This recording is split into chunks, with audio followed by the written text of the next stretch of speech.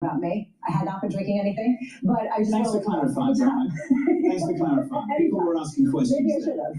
Equities down by about 0.7% as things stand. On the Russell, we're down by 1%. Yields were positive, now they're negative. We're down by 2 basis points on the session at 355 on 2s, on 10s at about 412. Stephanie Roth of Wolf Research is with us around the table. Stephanie, good morning. Good morning. So we've got the strikes in healthcare. Largely anticipated, we were looking for that data to come through. We've got the weather effect as well. How weak is this week report?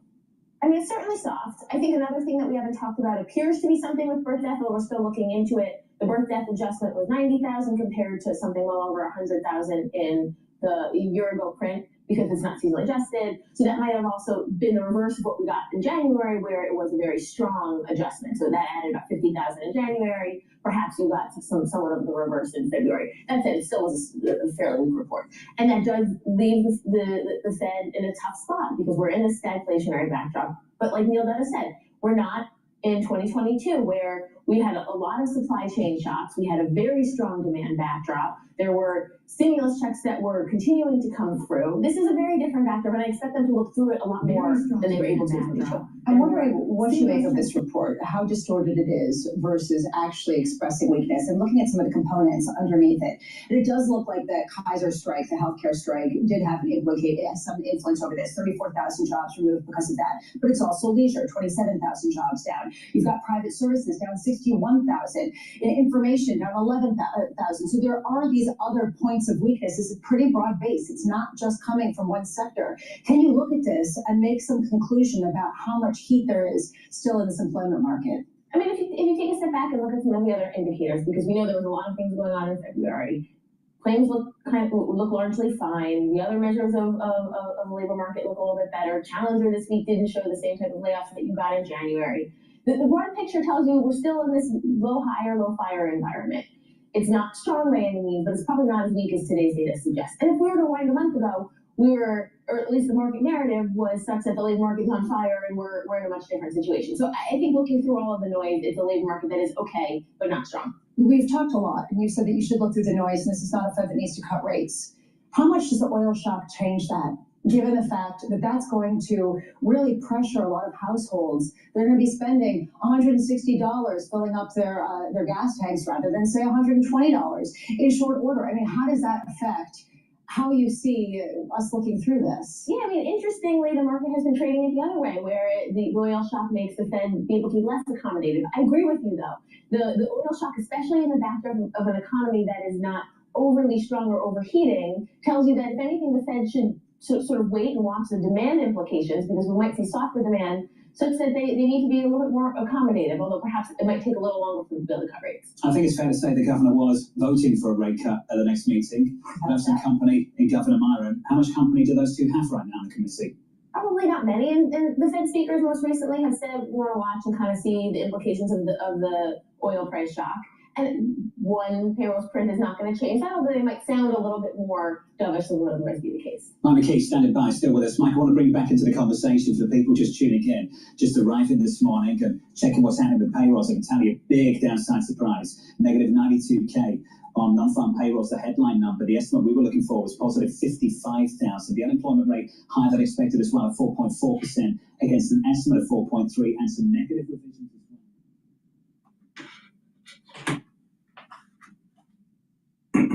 Hello, my name is DrPaulCottrell. Thank you for joining. We are live streaming on YouTube, my website, the-studio-reykjavik.com, and also live streaming on Rumble. We're going to be covering the markets, how it pertains to the Iran war that is being conducted right now. The energy markets are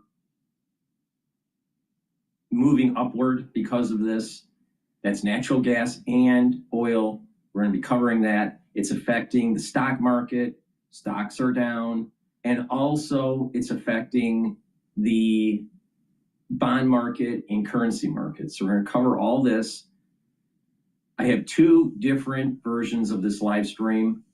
The larger screen that you can see on Rumble, but you can also see the telemetry, live stock trading telemetry on YouTube or on my website, the-studio-reykjavik.com. Please help support the work that I do by subscribing. Make sure you subscribe to all my channels. I have YouTube, Brighteon, Bitchute, and Rumble. You can follow me on X, GETTR, Substack, TikTok, Patreon, Buy Me a Coffee. You can donate on my website, the-studio-reykjavik.com. You can donate through Stripe, PayPal, or Buy Me a Coffee. Please help support the work that I do. All these videos are for free. Share the links. If you pay attention to what I have to say, you will make money, all right? But also, if you pay attention to what I have to say, you will slow down the aging process, boost up your immune system, and your body will be healthier. So, with that said, the latest news that came out for the jobs report, there was an estimate loss of jobs of 55,000. It came in at 92,000. So job losses are greater than what was expected. Oil is trading at $86 a barrel. Natural gas right now is trading at 3.08 in the futures market. And the stock futures are trading at 6,767. All right. Now, if you pay attention to Hegseth's press releases and press conferences, it seems as though the United States government is conducting the war very efficiently and effectively. Now, there seems to be a disconnect between what they're saying and what the energy markets are doing. You would think that the energy markets would start to stay steady at about the 70 handle, maybe the low 80 handle, and then start drifting down. That's not what's happening. Now, at the surface level, you would think, okay, it's because the Strait of Hormuz is clogged up, ships aren't going through. Trump, the reason why the ships aren't going through is they're afraid of getting hit. They've been told to anchor and not go through the strait. Trump's administration stated that the U.S. would give insurance and also escort ships through. Some ships are going through, but it's a trickle. So there's a clog up of ships needing to go through the strait. Now, energy producers, that means upstream and also lower stream products, but mainly the upstream product like crude oil, right, and natural gas, they are still pumping the oil and putting them in reserves, but the reserves that they have above ground are starting to fill up. All right, so there's a glut of oil that is starting to build up, and there is this bottleneck at the strait.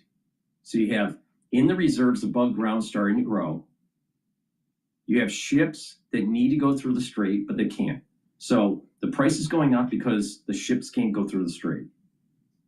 But once the ships start to flow at 75% normal flow level or higher, you're going to start hearing in the news that there's a huge inventory of energy, of oil.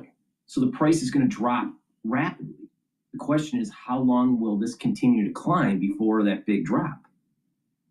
So, and if Trump does what he says he's going to do, and that is insure the ships, have the United States insure the ships because the insurance companies aren't willing to insure it, and use the Navy as an escort through the strait.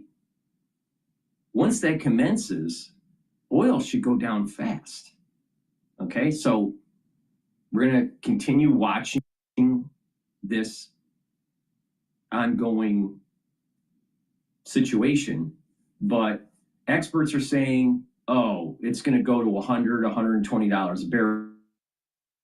I don't know, because it depends on if the U.S. Navy and the U.S. Air Force can control that southern area of conflict, if they can, and be dominant, they have already air superiority.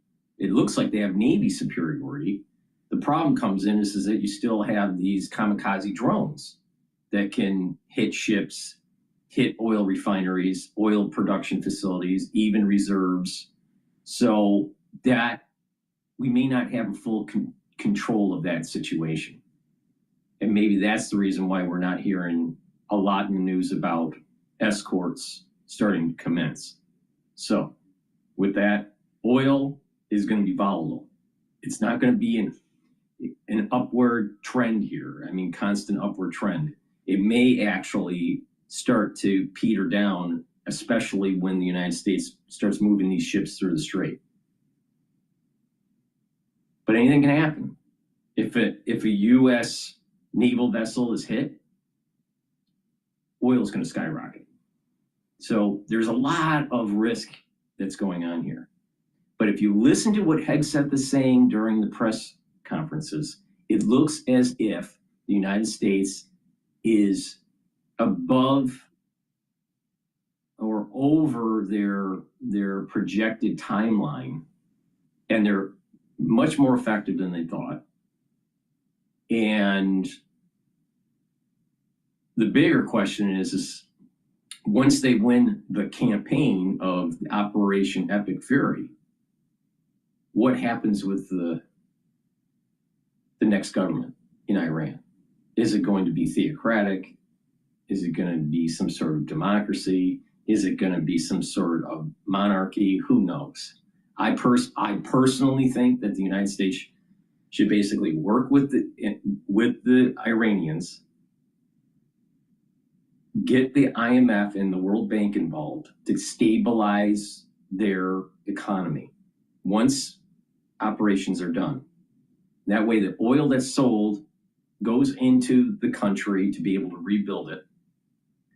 You stabilize the currency, have them getting integrated with trade. The World Bank and the IMF are perfect for this.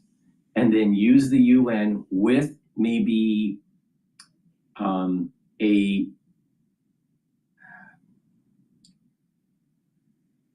a group of maybe 4, plus the UN, the United States, maybe Britain, maybe France, but a group of 5 main countries that are giving a skeletal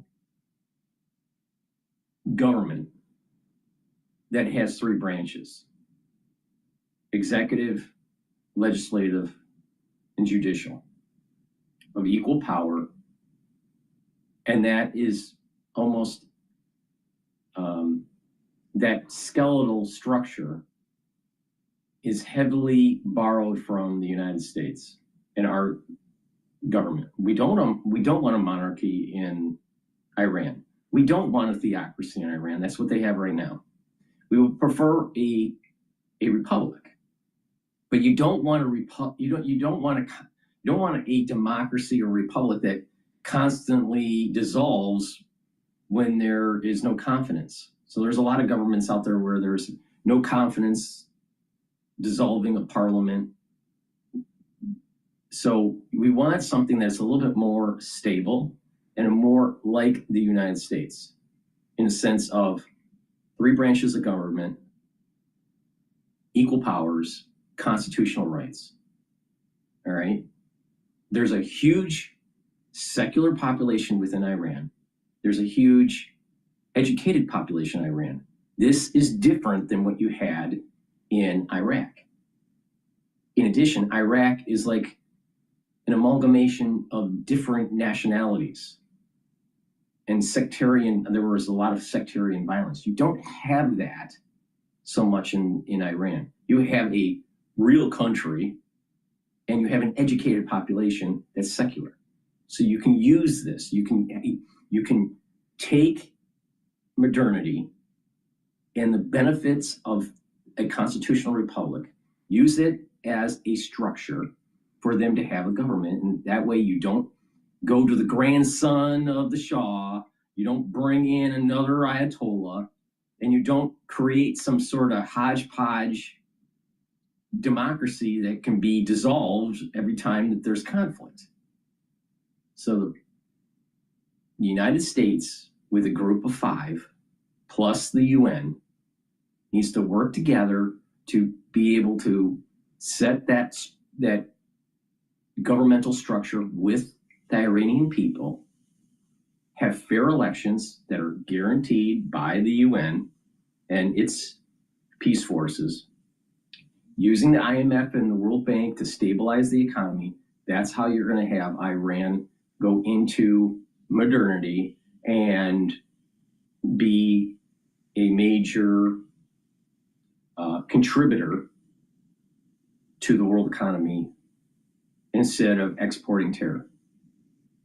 And unfortunately, we're not hearing that from the President of the United States. The President of the United States, I'm concerned, is just looking for expediency and not really looking for a constitutional republic for the Iranian people. But that's my take. Please go to my store, the-studio-reykjavik.com, and get the great products that I offer. These are products that I use every day to slow down the aging process, boost up the immune system, and just to have overall health and longevity. I have structural nanosilver soaps, very high quality. You can get it in peppermint, and you can get it also in lemongrass. Get a few bars for your household, very high quality. This will help with your skin, and it neutralizes because it's structural nanosilver. Also, get the Max 35, Max 14, or Cleanse. Now, Cleanse is 30 parts per million, Max 14 is 14 parts per million, and Max 35 is 35 parts per million. They're at different price points, but you use them the same way. Whichever one you decide to purchase, take a teaspoon a day every day, swish it in your mouth, gargle about 20 seconds, and swallow. What this will do is neutralize.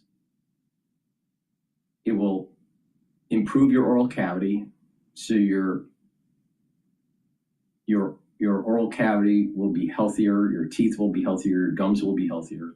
It will also neutralize and help with your oral pharynx.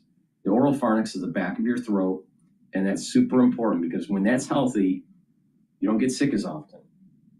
So taking this Max 35, Max 14, or Cleanse, this is going to help to improve the epithelial cells, maintain mucosal barrier, and neutralize. If you're not feeling well, take a tablespoon or 2 a day. If you're around someone that's not feeling well, do the same thing. Take a tablespoon or 2 a day. Once everything's all clear, go back to your maintenance dose, but do this every day. I've been doing this protocol every day since 2020, every day. So please go to my store, the-studio-reykjavik.com, get the Max 35, Max 14, or Cleanse. And when you are doing that, that's going to help to boost up your immune system, your innate immune system. And also, get the structural nanosilver toothpaste. This is a very high quality toothpaste, the best toothpaste that you're going to be able to buy. Has no fluoride, has structural nanosilver. It will neutralize, help the health of your gums, improve your oral cavity. And when you have a good, healthy oral cavity, you're going to reduce the chances of cardiovascular disease, and you're reducing the chances of valvular disease. It's really important to take this structural nanosilver toothpaste, especially during the cold season. Why? Because it neutralizes. Please go to my store, the-studio-reykjavik.com. Use discount 5. You get $5 off any order. The link is in the description of this video and all my videos. With that said, let's continue with Bloomberg.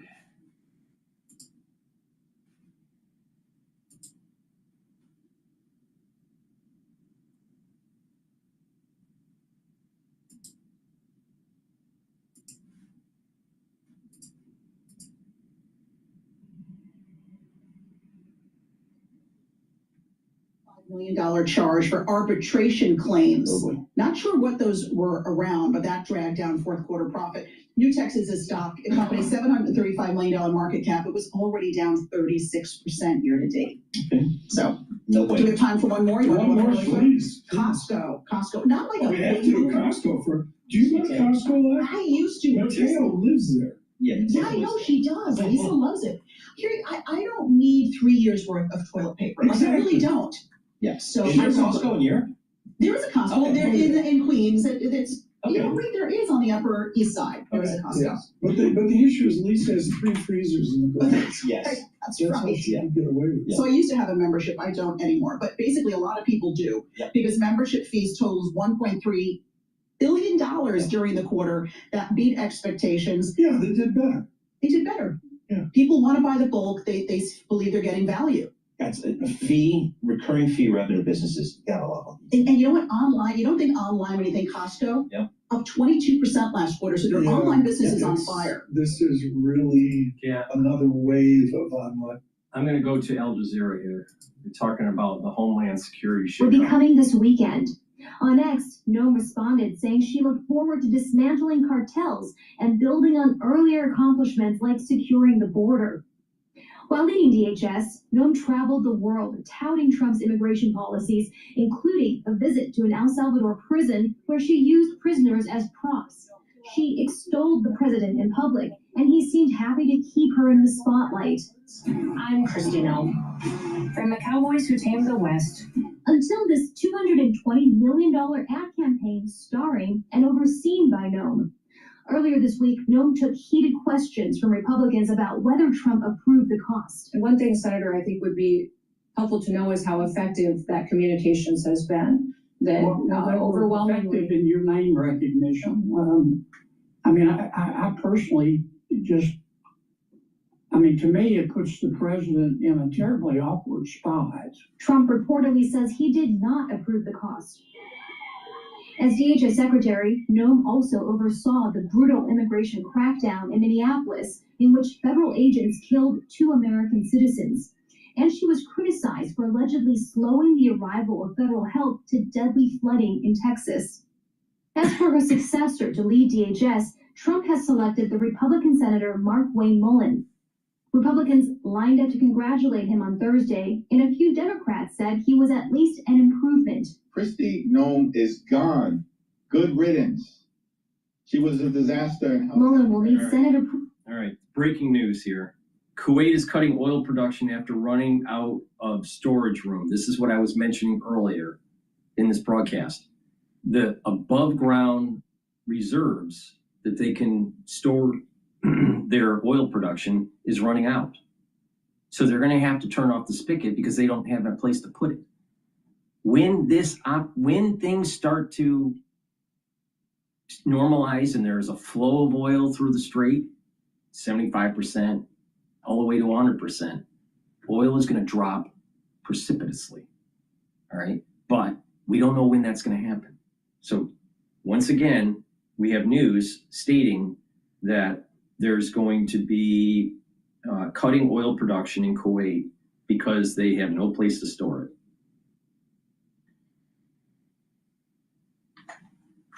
And then Wall Street Journal just posted, in an unexpected downturn, the U.S. lost 92,000 jobs last month. The unemployment rate rose to 4.4%. Okay, with that, let's jump to Bloomberg here. $1 a barrel on Brent crude. That's the global oil price, including a troubled Gulf of Hormuz. The West Texas Intermediate, the American price, $87.53. Futures almost negative 100 on S&P. Dow futures negative 662. We're on 4 big figures. Paul, do we agree that a VIX of 30 is like sort of like a tip point of angst? Oh, I think so, Tom. I think that would really be important. We're 20, almost 28 here, but again, we were just below 20 a week or so ago, so this is a big change. Let's get started on an important conversation for you across this nation. And again, on YouTube, subscribe to Bloomberg Podcast. Friday, they're huddling at CBS. Of course, it's Face the Nation Sunday mornings with Margaret Brennan. Should it be a 2, a 3, or a 4-hour Face the Nation? Margaret Brennan, it's news overload. Where do you begin at CBS? Truly, we need to talk about what is going on with oil markets, with the Strait of Hormuz, what's happening with this ongoing war in Iran. And we are hoping the administration will take questions this week. They declined to take them last week. So we've got a lot of them. That's going to be front and center for us. We've also we're also going to turn to Senator Tim Kaine, Democrat of Virginia, who has a lot of his constituents deployed to the region right now, but he's got a lot of questions about the legal basis for this war. And we want to talk to him about the Americans who are getting pulled out, those civilians, so many of them stranded because Trump said all this happens so fast. And Margaret, obviously Iran front and center, but we've also got some domestic politics. Kristi Noem being replaced here. How do we cover that? I am sure the senator from Virginia will have some thoughts on that. Well, we do need to look at the Homeland Security question, right? Remember that part of that agency right now is not receiving funding because of this, limited shutdown. And so we need to talk about that because here on the domestic front, there are increased concerns about threats to the homeland, particularly in the context of this war. So we want to talk about that with Senator Kaine if there's any movement on the supplemental, but also are there any senators who will, from the other side of the aisle, vote for Markwayne Mullin, the senator, to become the secretary? It is sort of this unstated rule that senators stay aligned and support their own. Is the Trump context different? Right. How smooth a sailing will this confirmation process be? I'm going to stop the show right now with Margaret Brennan over just one observation from this chaotic week. And we say this with respect to all of you across the nation. There was a press conference of a different Secretary of Defense, Mr. Hegseth, certainly doing his press conference much more in a Secretary of Defense manner than maybe what we've seen. And a really unique fighter pilot is chairman of the Joint Chiefs of Staff.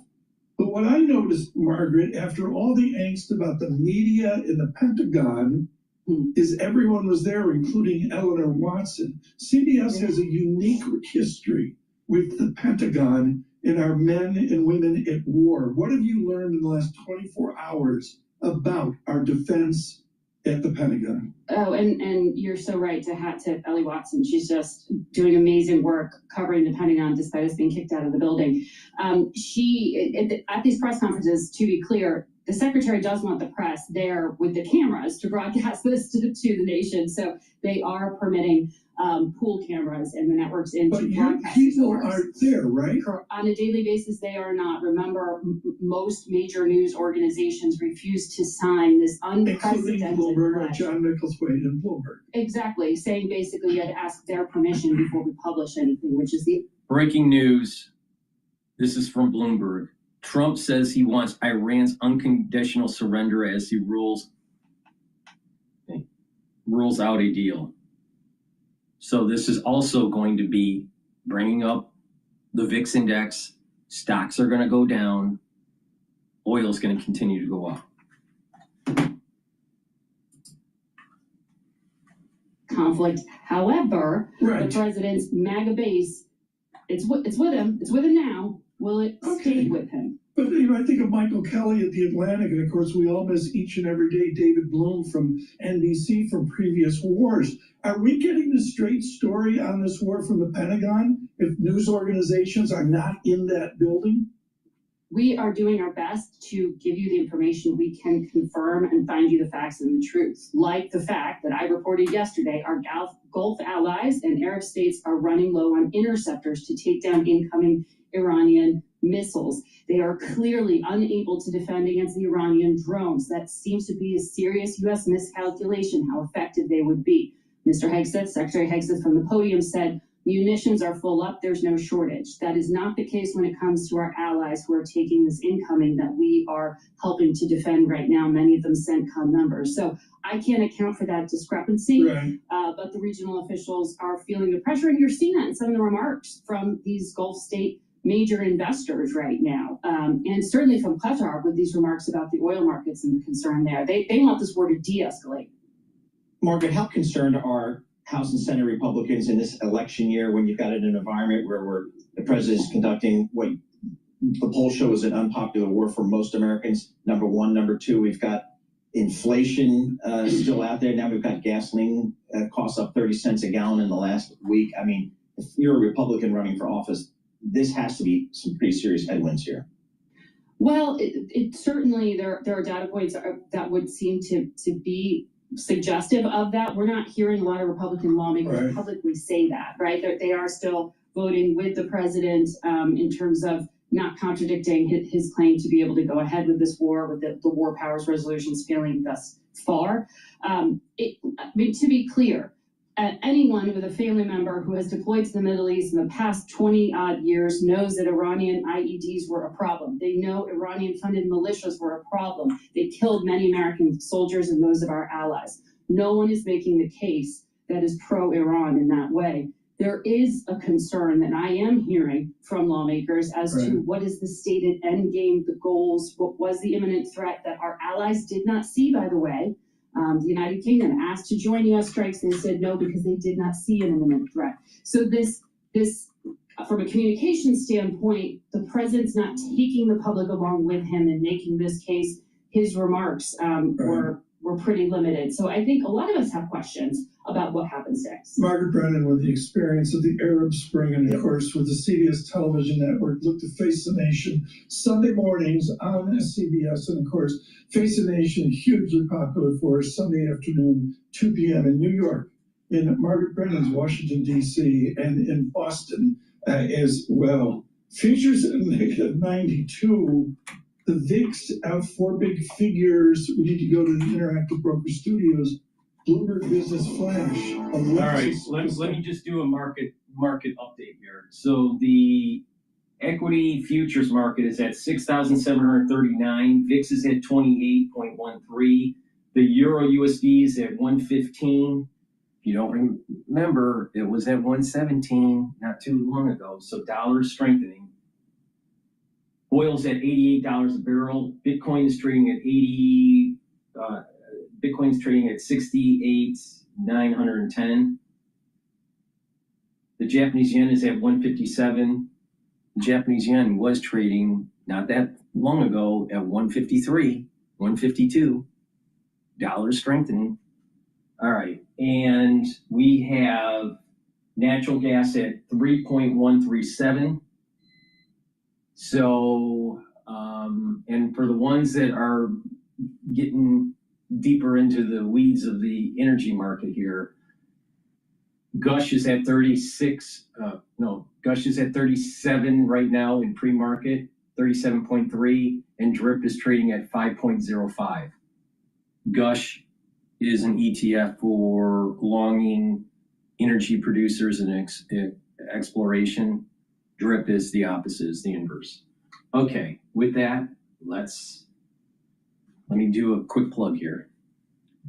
Please go to my store, help support the work that I do, and help support your health and wellness. I have 2 different types of structural nano silver gel. You can get it in the quick dispenser called Renew, and you can get it in the tube form.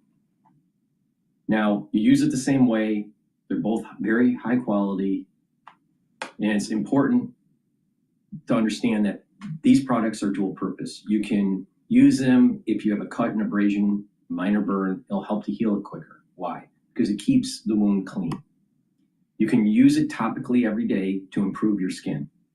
You can also use it if you're not feeling well or someone around you is not feeling well. Put it on your hands, around your mouth, around your eyes, around your nose, around your ears. Lightly coat your nostrils. You'll stay active for 5.5 hours. Very effective.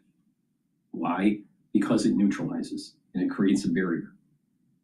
Now, if you have a runny nose or your nose feels sore, take the gel, coat your nostrils, and you'll notice that you'll be able to breathe a little bit better, especially at night, right? Because it dries it up and it helps to reduce that inflammation. So please go to my store, the-studio-reykjavik.com, get the Renew or the tube form. Have some available. You never know when you need it, especially during the cold season, in the allergy season. Go to my store, the-studio-reykjavik.com. Use discount 5. You get $5 off any order.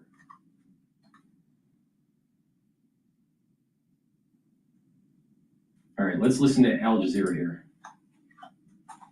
But actually now it's around 5:15 in the afternoon. They have just sounded. They're very loud. And we usually just wait for those familiar booms in the sky as missiles are usually intercepted or drones coming in from Iran are intercepted. But this has really been putting the defenses to the test across the Gulf region as the war continues to spill across this region. We've heard sirens going off just in the last few minutes in Bahrain. The Qatar Interior Ministry put out a statement earlier just stating that there was an attack on a residential area. Some of its personnel were in there, so they were heavily condemning those attacks there. We've also heard sirens going off in Kuwait, and they're dealing with a number of missiles coming into the country. Again, they are intercepting them. We've seen particularly drones, a lot of drone warfare, a lot of kinetic activity in the sky going towards the United Arab Emirates in the past few days. They're dealing with hundreds of drones, 131 going there yesterday, and a number of ballistic missiles. So everyone is on high alert. But the Qatari authorities are saying it's very important that people adhere strictly to their rules when they ask people to go, stay inside, stay away from windows, and wait until the threat is over. And we do usually get this message, much to people's relief, when that security threat is no longer elevated here. Laura, we know that Gulf countries have been talking about how there are concerns with regard to misinformation and rumors spreading online. What more can you tell us about that?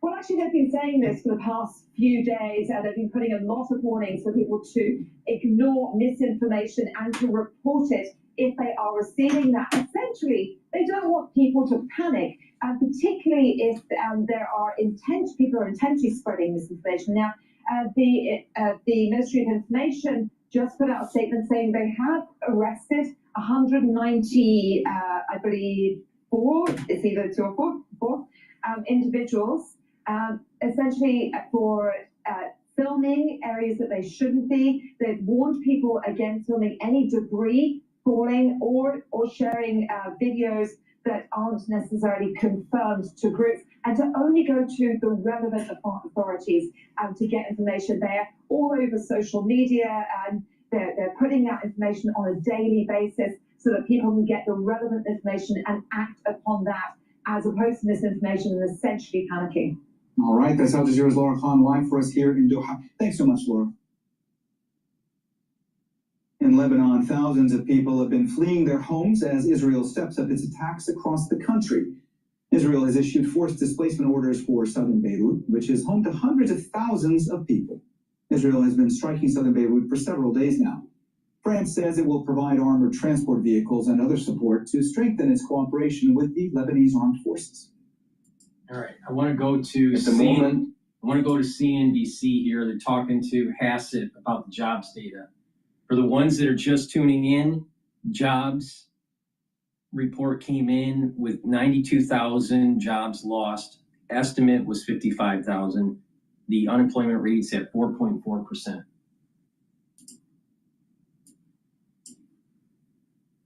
And richer, that it creates more jobs for folks, and it's a good thing. In the end, that some people's professions may change, but with a much richer economy, there are many more places for them to go. So Kim, we have that last tenable on these from Robert later, and I believe in investing in America. You believe in investing in America. Do you believe in putting hard-earned assets into the prediction market, which invests in nothing?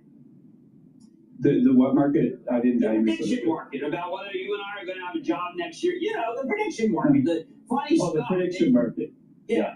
I'm sorry, I misunderstood you. Is that replacing the investing market?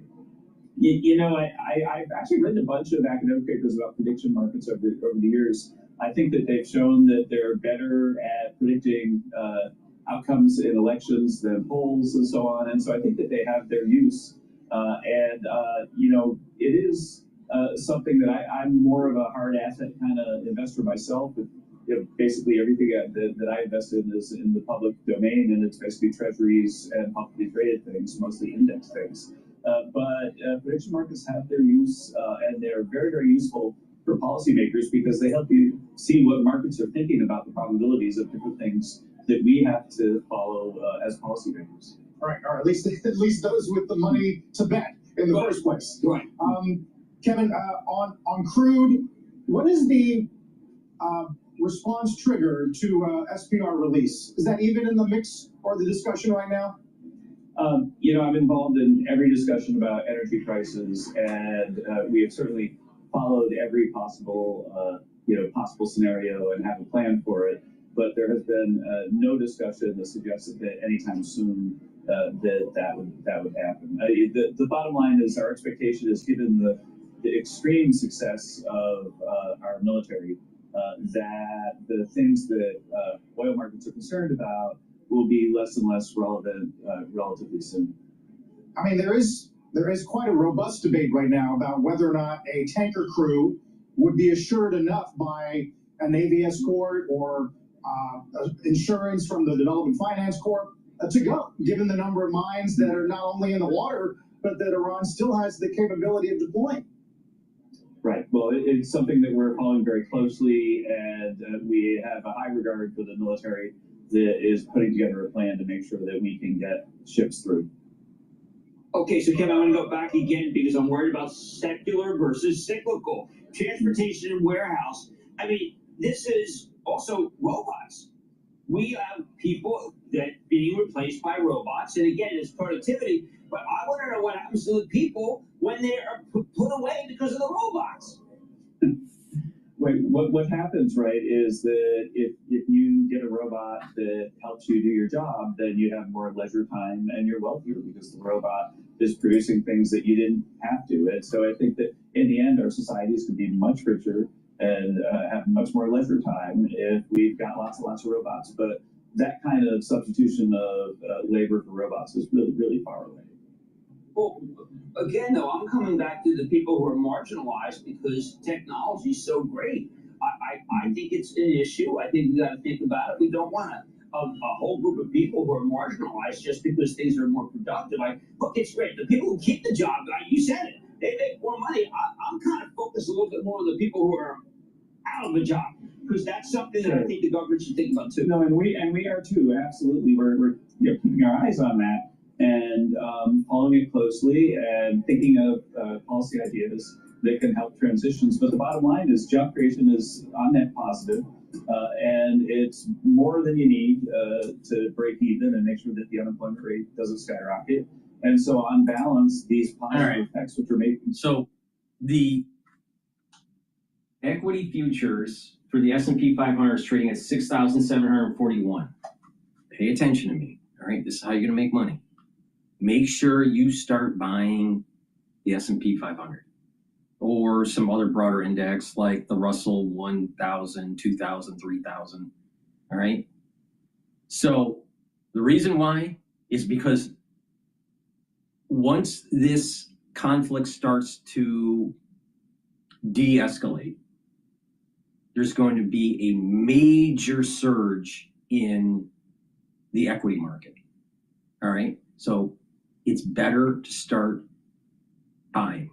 All right. Start buying, because I still have a year-end target of the S&P 500 above 7,000, or anywhere from 7,400 to 7,800 for the S&P 500. This is the time to get in, because we were at about 6,950, 6,970. There was a resistance level at 7,000. A big part of that before the war in Iran was because of what's going on with tariffs and, what's going to be happening with the Federal Reserve. Everyone before this Iran stuff, everyone was waiting for the Federal Reserve to cut rates and then the market would break through 7,000. This is the time to buy. Either dividend reinvestment, if you have cash on hand, buy the broad market. Don't buy individual stocks. You're going to get hurt by it. But buy the broad market, S&P 500, Russell 1000, 2000, even NASDAQ or some other broad index. I prefer to look at the S&P 500. I think it has enough diversity, a diversified index. Dow, not diversified enough. You only have 40 stocks. You want a broad index. Russell 1000, 2000, that's good too. All right. So broad index, start buying. you're going to benefit at year end. That's the equity market. Now, in terms of the dollar is going to strengthen during this crisis and then start to weaken. So be careful if you're in the currency market. All right. Now, in terms of the oil market, again, until the Strait of Hormuz unclogs, oil is going to continue to go up. Now, I suspect that strait is going to open up with good flow, maybe up to 75% of baseline flow within a week or two. So that means that energy can't keep on going up. So as the energy, look at it from a probability standpoint. If energy keeps on going up for crude oil, Brent and for WTI, the probability of it going up higher starts to diminish. And the probability of a major return down to normal levels, to a 60 handle or a high 50 handle, starts to increase. All right. So there is the near term and the medium term. In the near term, meaning the next few days, oil can go up or down depending on what happens on the battlefield. It's trading at right now 87.96. We may see on Monday it hitting 90. But again, as it's moving higher, the probability of it going down starts to increase. So you want to start thinking about shorting oil, even though it may be painful for you. Now, the way to look at this is, in the short term, when we go into the weekend, there's going to be risk and people are going to start buying calls in the option market for oil. All right. So that means that they are worried about the risk that may happen over the weekend that may drive energy prices up. So we're seeing a bid up because it's the Friday session. We're seeing a bid up of the energy sector because everyone's starting to move towards this risk that's building up in the energy sector. And then it starts to wind down on Monday and Tuesday, right? So people are bidding up calls. People are bidding up the oil futures because of the risk of the weekend. When if nothing happens on the weekend or something positive in terms of reducing this glut upstream of the strait, if positive news comes out on Monday, Tuesday, or even Sunday night, oil futures is going to start to trade lower or trade sideways. If something bad happens over the weekend, then oil futures will trade up on Monday.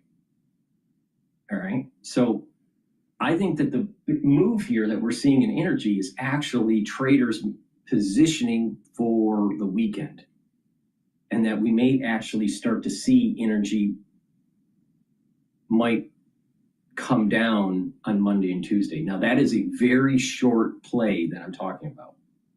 All right. We're only talking the next, in terms of trading, the next 24 to 48 hours of trading, trading day. So now,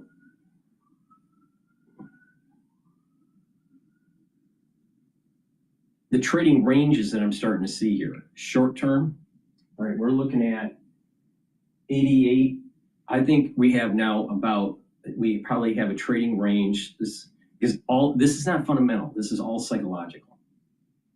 My sense is that we'll have a trading range of around 84 to about 92. All right, 84 to 92. So it's an $8 range. for WTI. It's going to be it's usually $4 premium on Brent, maybe $5 premium. But WTI, 84 to 92. But again, as it stays up there, it's increasing the probability of it coming down and coming down fast. So you can make short-term some money, but if you're caught when the downturn starts to happen, you're going to lose a lot. So you got to be very, very careful here. All right. So I think 84 to 92. But as we're breaking that 90 barrier, there's going to be more push for Trump to try to control the oil price, because oil prices are going to start causing inflation in the United States, especially at the pump when people are pumping gas.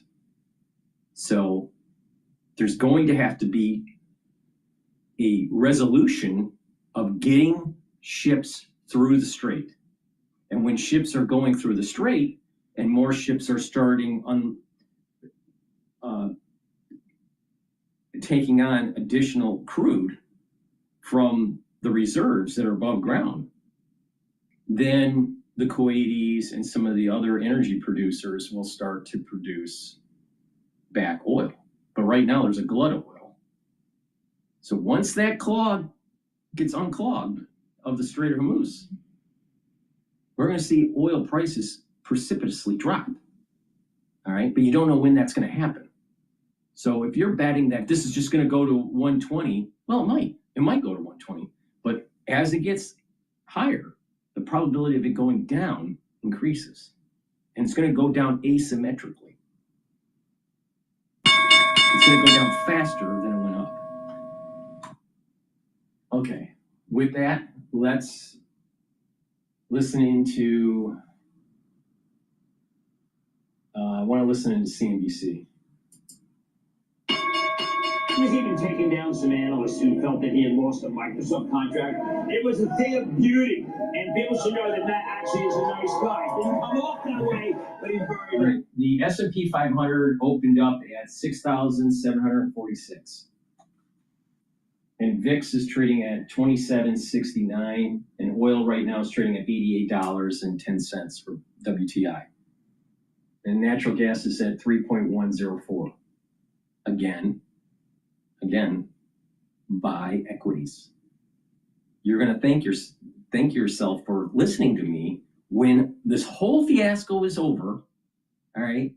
And the market, the S&P 500 is at 7,400 or 7,800. So pay attention to me. Don't be fearful in terms of the equity market. Buy into it. Buy into it. Blindly buy into it. Energy market, you got to be really careful because you don't know when it's going to start dropping. Because the moment we unclog the Strait of Hormuz, the moment we knock out the capability of the drones from Iran, oil risk is off and oil is going to start to sell off.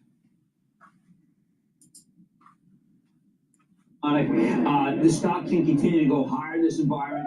Jeff Martha is a very gentle CEO who's making some big tough changes. So we're still within the range of the week. It sounds like, though, you would be a patient buyer going into the weekend. Yeah, I mean, I was looking at some of the prices today for the Travel Trust, and I want to wait until the whites of their eyes. Maybe at 1:30, 2 o'clock. 2:30 tends to be the time where you know there's going to be a rally, at least a short cover rally. But this reminds me very much of a period in 1990 where you always felt that the war with Kuwait was invaded Kuwait, so we had to go to war with Iraq. And you're just thinking, maybe it's this weekend, maybe it's this weekend. And then by the end of the weekend, you wanted to short cover because all week people were betting that there was going to be a war. So I'm looking for a short cover rally at 247. To be really exact. It's actually kind of worked that way. Either that or 10:30ish, right? Yeah, that's exactly right. Well, I mean, like, again, the futures are in charge right now because people are very uncertain, which is why you have to look at certain stocks. Now, for instance, I had Richard Dixon on last night for Gap, and he missed the number for Old Navy by 1%, and everything else was really terrific. The gross margins were up. He's got $3 billion in cash. watch that one. If that one goes down more than say 15%, then you know that there's an overreaction. But everything's it's so convoluted. Why would you go out and buy a retailer if prices are pumping up so much? Yeah. People feel a little impoverished. You had Dixon on last night, and you had TPR as well? Oh, my. Okay, so TPR is doing really well. I mean, they were down 8 yesterday. And I think that is this time to buy the stock of your Tapestry's coaching case spade? The answer is you like it. You like it because that and Ralph Lauren are the two strongest high-end retailers. Don't leg into Burlington because it's a buy. Leg into Costco because the renewal rates. But I don't leg it to TJX. That's a buy. In other words, I'm painting a picture which says, look, if it's not expensive, that's when people are going. Right. All the leaders today, Jamie, into our discussion about fertilizer, Mosaic, LyondellBasell, CF. Those are the top three at the moment. Yeah, polyethylene. Dow's in there, EOG. Well, that's it. That's just a great, straight out polyethylene. Anytime you see these stocks go up, just think that means that's like the price of food. Because farmers are going to need it. Yes, I mean, look, the farmers are very good and very efficient. You see that the numbers get employment. That area is not doing well, but it's actually good. All right, I'm gonna listen into Bloomberg here.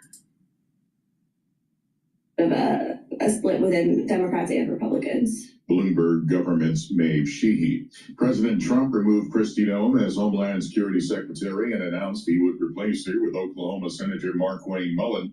Senator Mullin says he's excited to get started. There's an opportunity to build off successes, and there's also opportunities to build off things that maybe didn't go quite as planned.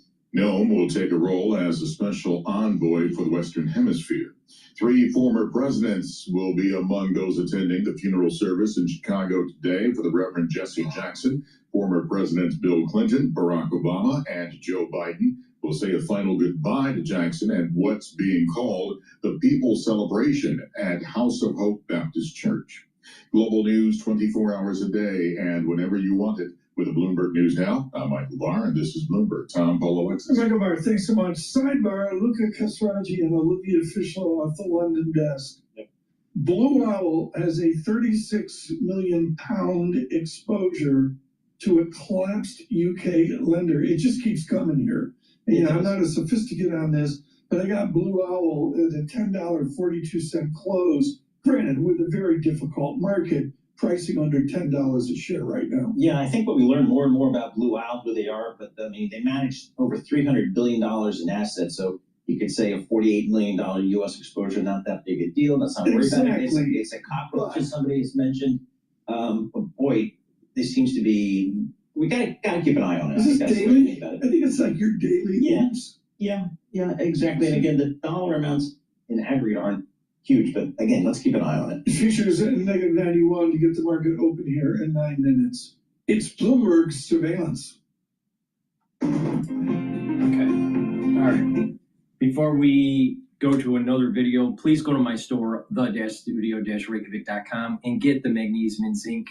Magnesium and zinc is dual purpose. It's going to help with brain function, help to boost up your immune system, and magnesium increases the efficacy of vitamin D3. It's important to take every day, boost up that immune system. Go to my store, get the magnesium and zinc. You can take separately or take it with the magnesium and zinc. The vitamin C and magnesium. Vitamin C and magnesium will help with brain function, help to boost up the immune system, and help with your skin. Vitamin C is super important for skin.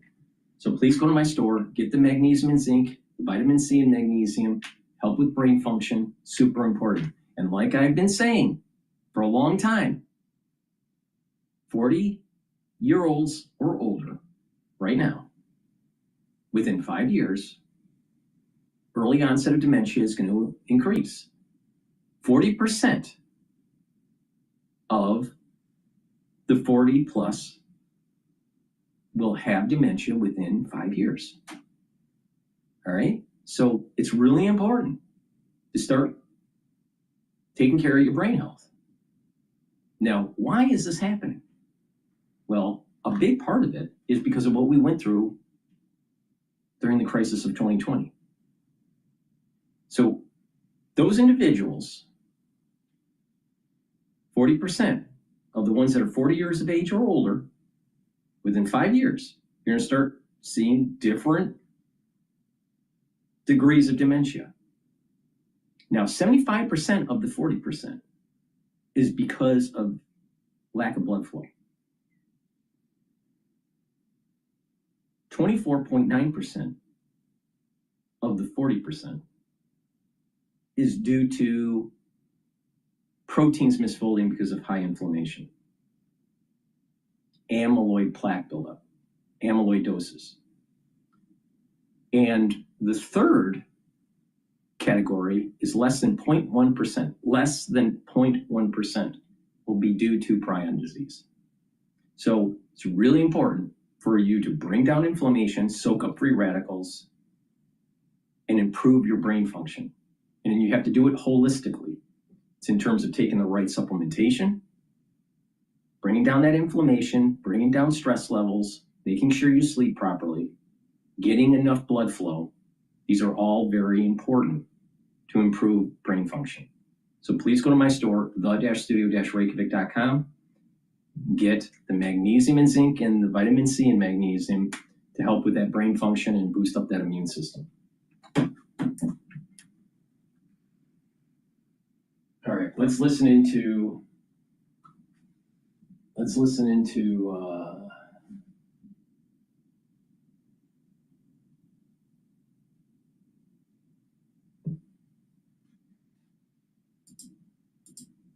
Bloomberg.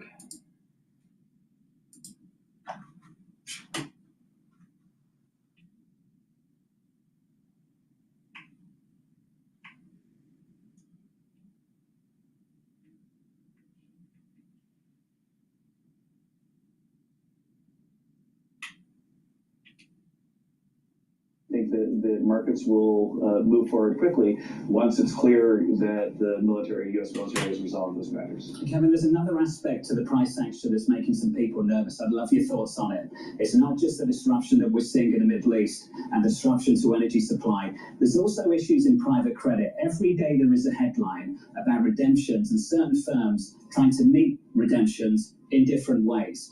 We've talked a lot about financial conditions. But are financial conditions tightening in a way that we can't see in private markets? And how are you tracking things? Oh, we're tracking it very closely. We're keeping an eye on things that are liquid, things that are illiquid, and so on. And right now we see a very well-functioning market that's under a tiny little bit of stress. But for the most part, outside of the one firm that had the significant issue, it looks like everybody's in good shape. But we're following it very closely. Kevin, how do you track those things? Are you in touch with the big firms right now about what they're doing?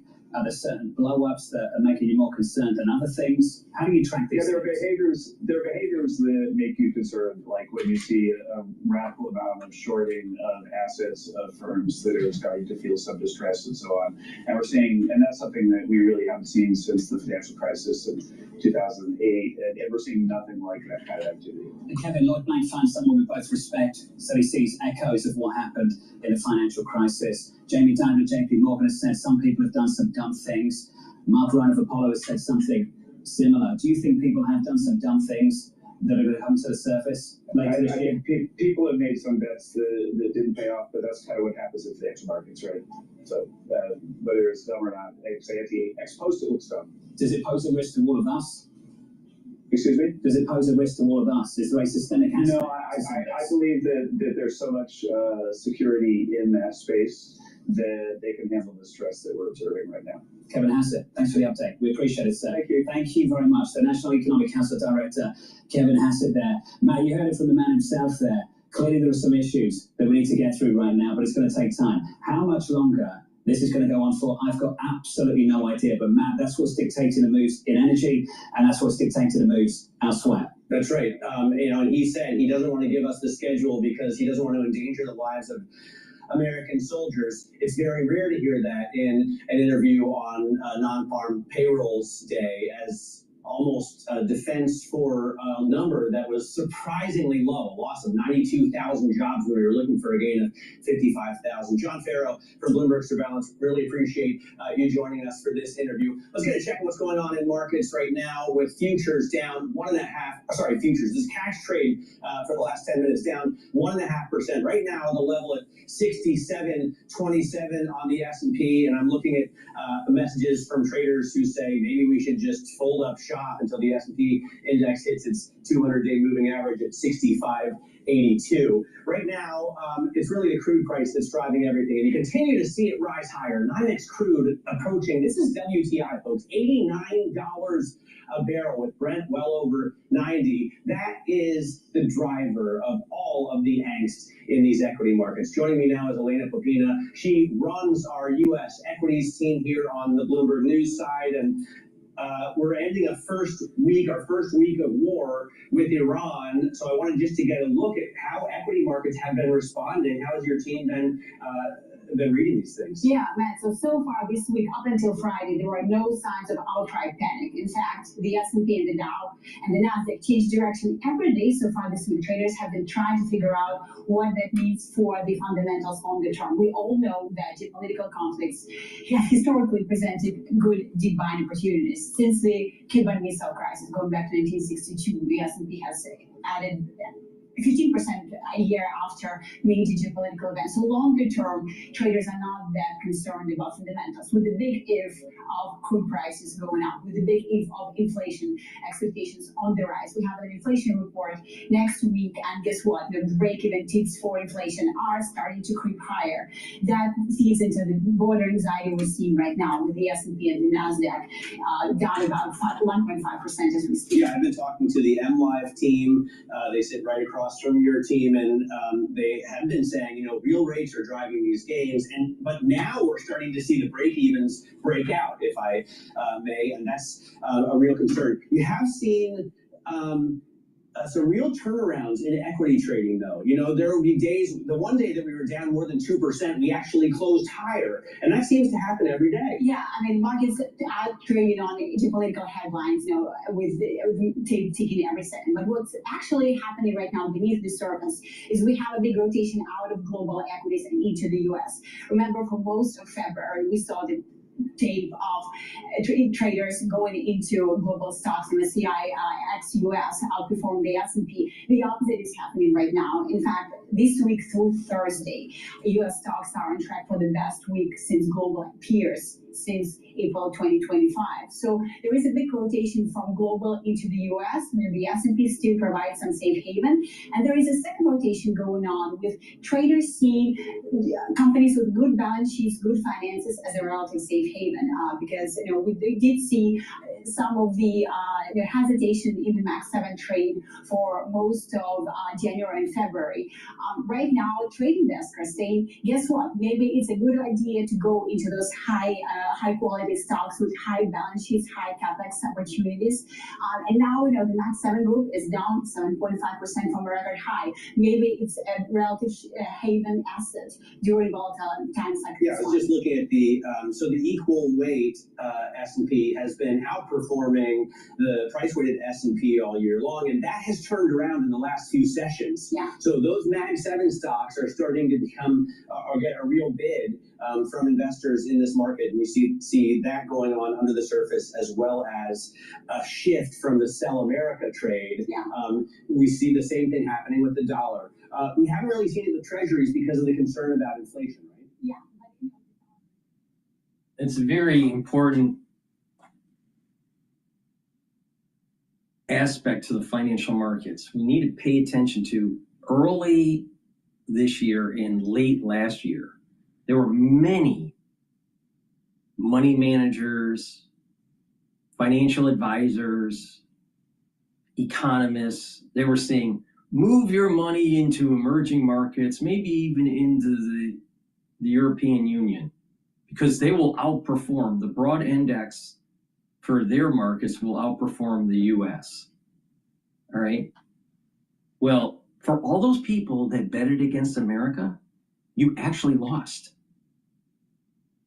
So don't chase what these supposedly experts are saying on Bloomberg and on CNBC. Don't chase it. If they're saying, well, you can get more yield in China or more yield in India markets or more yield in European markets, there can be a bullet in the blue sky, some sort of event that takes place, the dollar rallies, and it's going to be a safer bet to be in the United States than somewhere else. Do you think that because of this whole energy problem and this contagion of higher energy prices, that the United States will do better, or do you think the Europeans will do better under the current stress? Don't bet against the United States. I'm telling you, don't bet against it. You will lose. So take my advice. Don't go into international markets. If you're going to play the international game, look at it from a commodity standpoint, not the broad index for those regions. And buy U.S. equities, all right? Buy U.S. equities now. It's really important. Trust me. We're not going to lose. We are not going to lose Iran. So in the end, this is going to be beneficial for you. Now, this is going to be a little bit longer haul than what happened with the B-2 bombings of the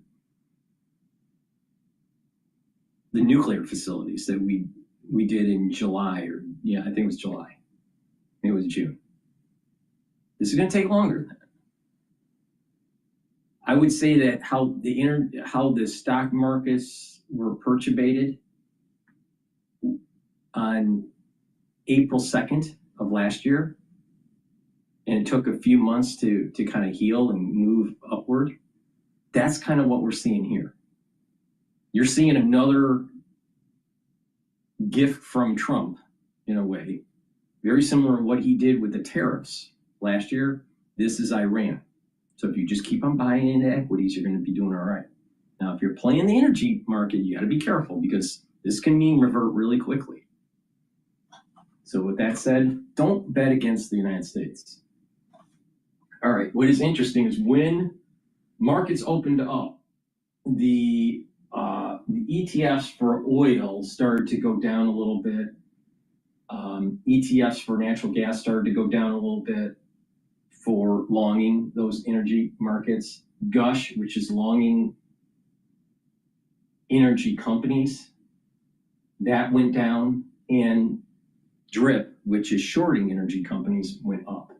So right now there's a short on energy companies. Now, if you want to play that, you can use DRIP. And natural gas is trading at 3.091. Oil right now is trading at 88.78. All right, with that, let's listen into Al Jazeera.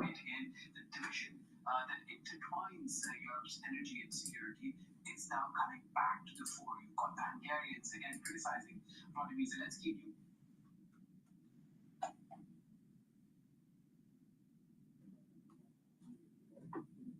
So all of that combined, the IAEA says that Europeans might have to go back to nuclear energy if these crises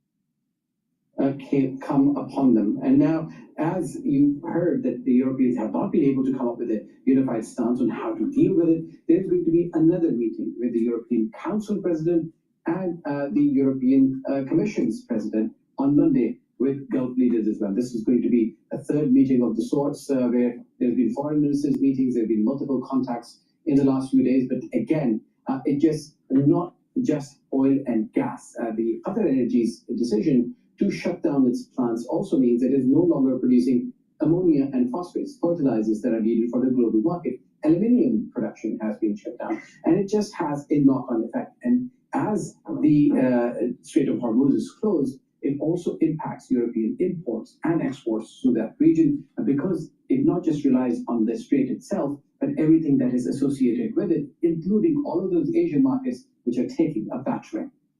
All right, that's Al Jazeera's Osama bin Javed live for us in Brussels. Thanks so much, Osama. Let's turn now to Kristen Salumi, who's live for us at the New York Stock Exchange. Kristen, where do things stand now when it comes to Wall Street and the concerns they have about energy prices and all other potential impacts when it comes to this conflict?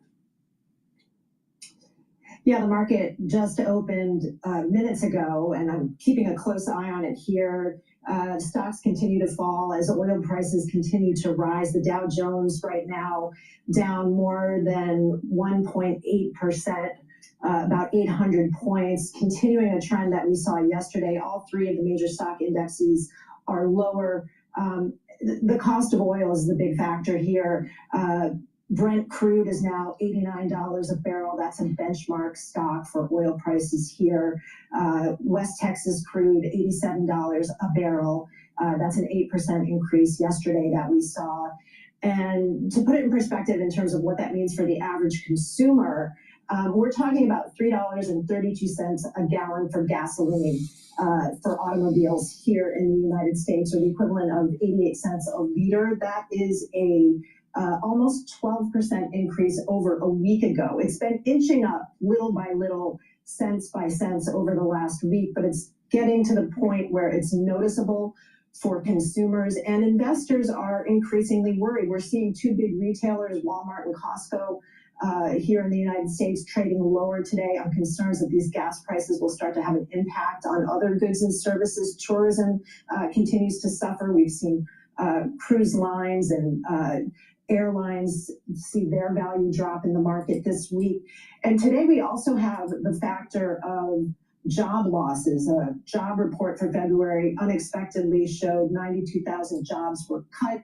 That was not expected. So all of that, again, weighing on investors in what has been a very volatile week as they attempt to process what's happening in the Middle East. And we saw on Thursday some recovery, and Wednesday some recovery in the markets as the president attempted to calm people, saying that they would protect shipping, and then acknowledging that oil prices might be higher today.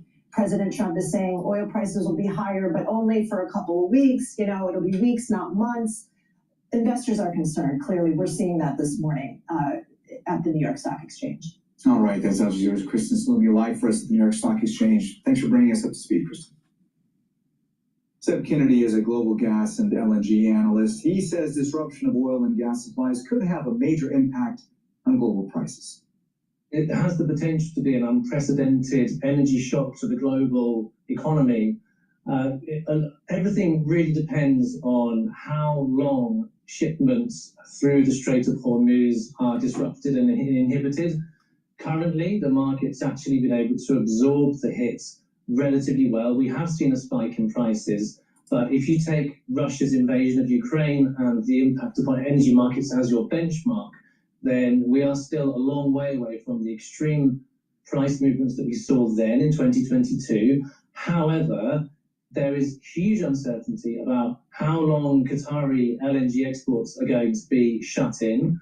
And if that proceeds for several months, which is entirely possible, we don't have any certainty, then we could see the impact upon prices exceeding what we saw in 2022. There's not a lot of capacity, spare capacity in the system. There is a big project called Golden Pass, which is coming on stream in the United States later this year. That is actually partly owned by Qatar Energy and ExxonMobil. So those volumes will come at a very opportune moment. But there is simply no way for the LNG market to replace a loss of 20% of supply volumes from Qatar overnight. There's just not enough spare capacity in the system. So we're going to see prices rising and rising and rising until they get to a point where it triggers demand destruction and people stop buying LNG because it's simply too expensive. What that means is things like fertilizer plants that use gas as feedstock, they shut down. Energy intensive industries shut down. In Europe, I would expect at some point to see coal replacing natural gas in the merit order of the power stack. So more coal power, less gas power, because coal will become relatively cheaper. And there will be other measures of demand destruction, like if people have gas boilers, turning them down. Although thankfully we're heading into warmer months in the northern hemisphere, so that will ease the burden, if you like. Some Gulf airlines have resumed limited services, but Iranians... I'm going to go to Fox News it's talking about Israel unleashes massive strikes on Tehran and new phase of war. But before we do that, the S&P 500 is trading at 6,719. So it's going down. It's going to probably break 6,006. It's probably going to break the 6,700 mark. But don't be fearful. Remember in April of last year, I kept on telling you, buy into the market, buy into the market. Things are going to get better. Trust me. Same thing here. Buy into the market. You're gonna benefit because when it starts to go up, I mean, just do a simple calculation. All right, 7,000 as a target. All right, for the S&P 500.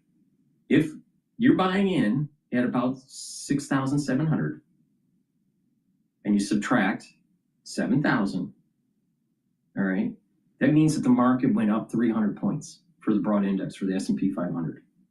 So if you take the 300 divided by the 6,700, you've gained 4.5% on your investment, all right? The new deployed capital. The point that I'm making here is that you're going to benefit in the long run by not being fearful. Buy into the stress. Buy into the equity market. Now, if you're trading the energy markets, that's a more professional game that you need to really pay attention to the short and the long, and what's going on in the Strait of Hormuz. It's it's not for the faint of heart. So, but the point here for equity market, for the average investor, buy, buy, buy. Don't be fearful here. You'll benefit in the long run. All right, let's listen into Fox News. To find an expanding campaign in the Middle East, U.S. forces escalating their strikes on Iranian air defenses and missile sites as commanders say Operation Epic Fury is hitting the terror regime's capabilities hard. Good morning, I'm Dana Perino. Bill's off today. Hi, Martha. Thank you. Hi there, Dana. Great to be with you. Good morning, everybody. I'm Martha McCallum, and this, of course, is America's Newsroom, and there's so much coming in. We have new video that shows the United States military striking and setting fire to an Iranian drone carrier ship, roughly the size of a World War II aircraft carrier. And meanwhile, the Israeli military ramping up their pressure as well. They're pounding Beirut at this hour, ramping up operations against Hezbollah in its strongholds across Lebanon. And the IDF says that it's moving to its next phase amid this ongoing conflict with Iran, shifting the focus to eliminating Iran's missile program once and for all, as they begin the 15th wave of strikes in Tehran. And CENTCOM says the U.S. and America's closest ally in the Middle East are weakening Iran's power.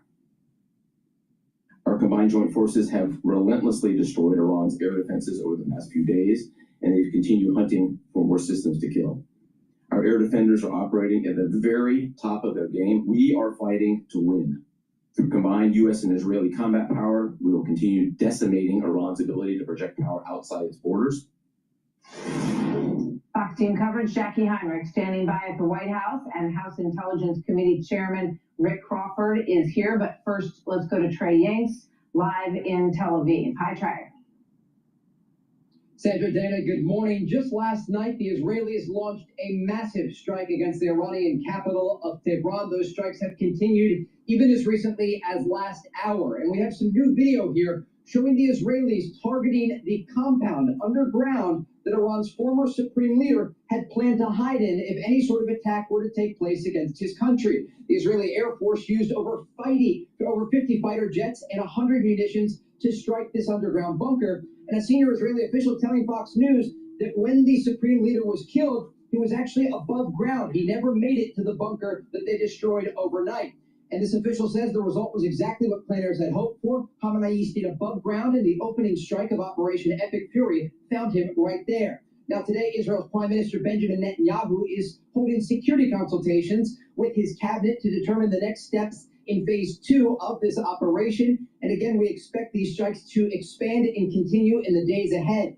The Iranians are still launching their attacks against Israel. Overnight, ballistic missiles soared through the skies of this country. You can see in some Fox News video here, one of those missiles overshooting its target and slamming into the Mediterranean Sea. This happened a number of times and sirens sounding once again this morning across Tel Aviv. Now, the Israelis say they are dismantling Iran's ballistic missile launchers, hitting another 6 of those launchers overnight. And Israel's chief of staff had this to say earlier today about the ongoing operation. I am in continuous contact with my American counterparts, including the chairman of the Joint Chiefs of Staff of the United States, General Dan Kane, and the commander of CENTCOM, Admiral Brad Cooper. We are fighting based on shared interests and values. In this war, shoulder to shoulder, they are true friends. Through coordinated action, we are stripping the regime of its military capabilities and bringing it to strategic isolation and a point of weakness in which it has never been before. The Israelis are looking east, but they're also looking north to the Iran-backed Lebanese militant group Hezbollah. They're striking Beirut hard overnight and into this morning. You can see that smoke earlier rising from the skyline in the Dakhia neighborhood in the southern part of Beirut. We expect the Israeli strikes to expand against Hezbollah in the days ahead as residents are reacting to their displacement of southern Beirut. They threatened the Daya area, so we packed our things and left. Everyone left Daya. Now we're living a tragic life here, displaced. It's a miserable life. You know what it's like. And today, Iran's leadership is speaking out about the ongoing war. Iran's President Masoud Pezeshkian saying in a statement on X, some countries have initiated efforts for mediation. Our response to them is clear. We are committed to lasting peace in the region, but have not the slightest hesitation in defending the dignity and authority of our country. The audience for mediation should be those who, by underestimating the Iranian people, ignited the fire of provocation. Now, Iran's president did not speak about his country's ballistic missile program or nuclear aspirations. Dan, Martha? Trey, I wanted to have you tell our audience more about what you learned about the overnight strike on Khamenei's bunker in Tehran. Really interesting information coming into Fox News from a senior Israeli official indicating there was a coordinated deception campaign against the Iranians.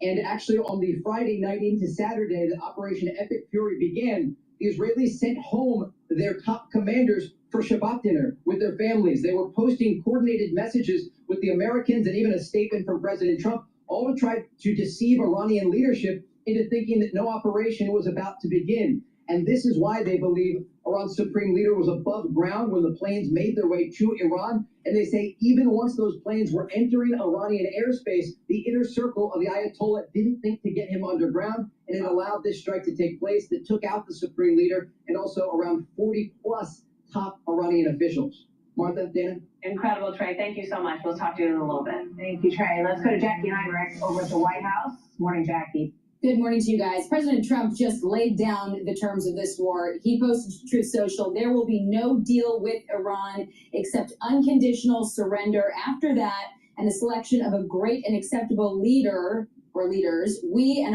many of our wonderful and brave allies and partners will work tirelessly to bring Iran back from the brink of destruction, making it economically bigger, better, and stronger than ever before. Meantime, as this toils on, the U.S. is all in on annihilating the regime. Today, leaders from big defense contractors like Lockheed Martin, RTX, and L3Harris are expected to meet with President Trump to talk about ramping up weapons production, especially missile interceptors.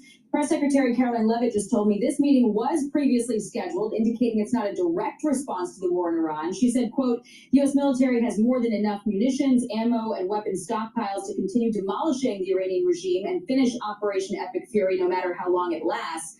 Nevertheless, President Trump has always been intensely focused on strengthening our military, which is why this meeting with defense contractors was scheduled weeks ago. The president continues to call on these companies to more speedily build American-made weapons, which are the absolute best in the world. But the need to increase weapons production is compounded by this war in Iran and open questions about how long it could last, along with new reporting from the Washington Post this morning that Russia is providing Iran with targeting information on U.S. warships and aircraft to attack U.S. forces. But President Trump said yesterday the U.S. is rapidly achieving its goals with Iran's Navy, Air Force, and communications infrastructure decimated. Growing more of Iran's missiles and drone capability every single hour, knocking them out like nobody thought was possible. As soon as they set off a missile, within 4 minutes, the launcher gets hit. They don't know what's happening. But we have the greatest military anywhere in the world. Their Navy is gone. 24 ships in 3 days. That's a lot of ships. The president said Iran is calling, looking to make a deal, to which he said it's a little late for that, but he called on all IRGC, military, and police to lay down their arms and Iranian diplomats to request asylum for a chance at immunity. Otherwise, he says, death is guaranteed. Dana and Martha. Jackie, thank you. For more on this, let's bring in Republican Congressman Rick Crawford of Arkansas. He's the chairman of the House Intelligence Committee. We're about a week in, and Hegseth and Crawford said this last night. What Iran is doing by targeting allied countries that would otherwise want to stay out of this, they've actually pulled them into the American orbit. What I will point out is this is now the 12th country that Iran has attacked. 12 countries, that goes right back to the Secretary's point. Those 12 countries are none too happy, and I look forward to working with all the partners who are willing to join us in this. It's hard to ask you things that you can't talk about, which are classified. So I'm curious if you could characterize for us the questions you are asking at this moment, we are a week in, and all these other countries in the Gulf have been attacked by Iran, and now they are needing our help, and they are helping us as well. Yeah, it's an interesting dynamic. What you would have expected would have been that the Iranians would try to engender some level of support from the Gulf state neighbors. Instead, they attacked them. That doesn't make any sense. My question was, and I think what we're saying is the potential for the complete degradation of command and control, so that you have pockets here and there that are kind of acting unilaterally without any kind of cohesive leadership that may be leading to these strikes without any consideration. So they're just not communicating. I think these attacks have so degraded their ability to communicate and exercise centralized command and control that you're seeing these kinds of things continue. I can't verify that's the case, but it seems like that might be what's contributing to these random attacks. And it's not just limited to the Gulf states, because it's my understanding that they launched an attack on others in the region. It's like they're just lashing out at every border nation that they have. I really don't understand it. It doesn't make sense. It's not having the desired effect. It's really driving those nations into our camp. In the meantime, the Department of Homeland Security remains unfunded, and this was Hakeem Jeffries, the minority leader of the House, yesterday. A change in personnel is not sufficient. We need a change in policy. And that has to be bold, dramatic, transformational, and meaningful. At the moment, it's not like Kristi Noem was the one who was in. I don't really care about Kristi Noem being axed, but I think the deeper issue here is that there was probably infighting within the Trump administration between Holman and Kristi. Now, Holman is kind of like the border czar. Kristi Noem had the higher title position, but I think the relationship between Trump was much closer to Holman than, is it Holman or Holman? Whatever. And that relationship between Holman and Trump was stronger than Trump to Kristi. I think she has an ego, and I don't think she's a good manager, to be totally honest, or an organizational manager at all. Some people are very good at organizational management. Some people are not. I think she falls into the category not so good. But getting rid of her, fine. Did she do, did she strengthen the border? Yeah. But the thing is that I think her organizational management skills lacked. Okay, with that said, let's go to BBC on their take on covering the Iran war here. In Iran are false. So there is here, the perception that this is a war that is justified, that this is a war that has the goal of eliminating, if you like, the threat posed by Iran, which is obviously a very different situation from the one that we see in America, where only 1 in 4 Americans support what is happening right now in Iran. But here in Israel, and obviously, this is, a strong support. Breaking news, Trump, no Iran deal without unconditional surrender.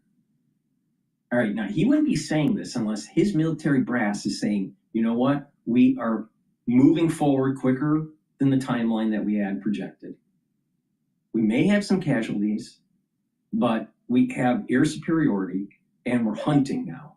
And by hunting these targets with air dominance for the United States Air Force and the IDF Air Force,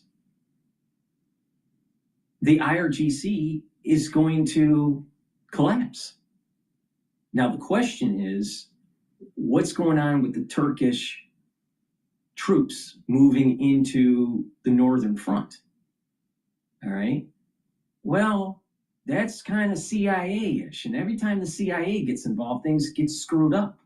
This is the reason why I said at the very beginning of this broadcast, and I've said this on other broadcasts, it is important to decapitate the Ayatollah, which they did, to make sure that the theocratic regime cannot be resurrected, and to allow for the secular, educated population, which it's vast in Iran. This is much different than Iraq.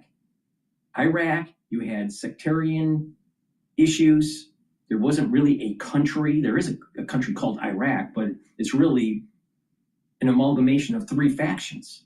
So there's a lot of sectarian violence, and it's hard to be able to constitute a strong, cohesive government.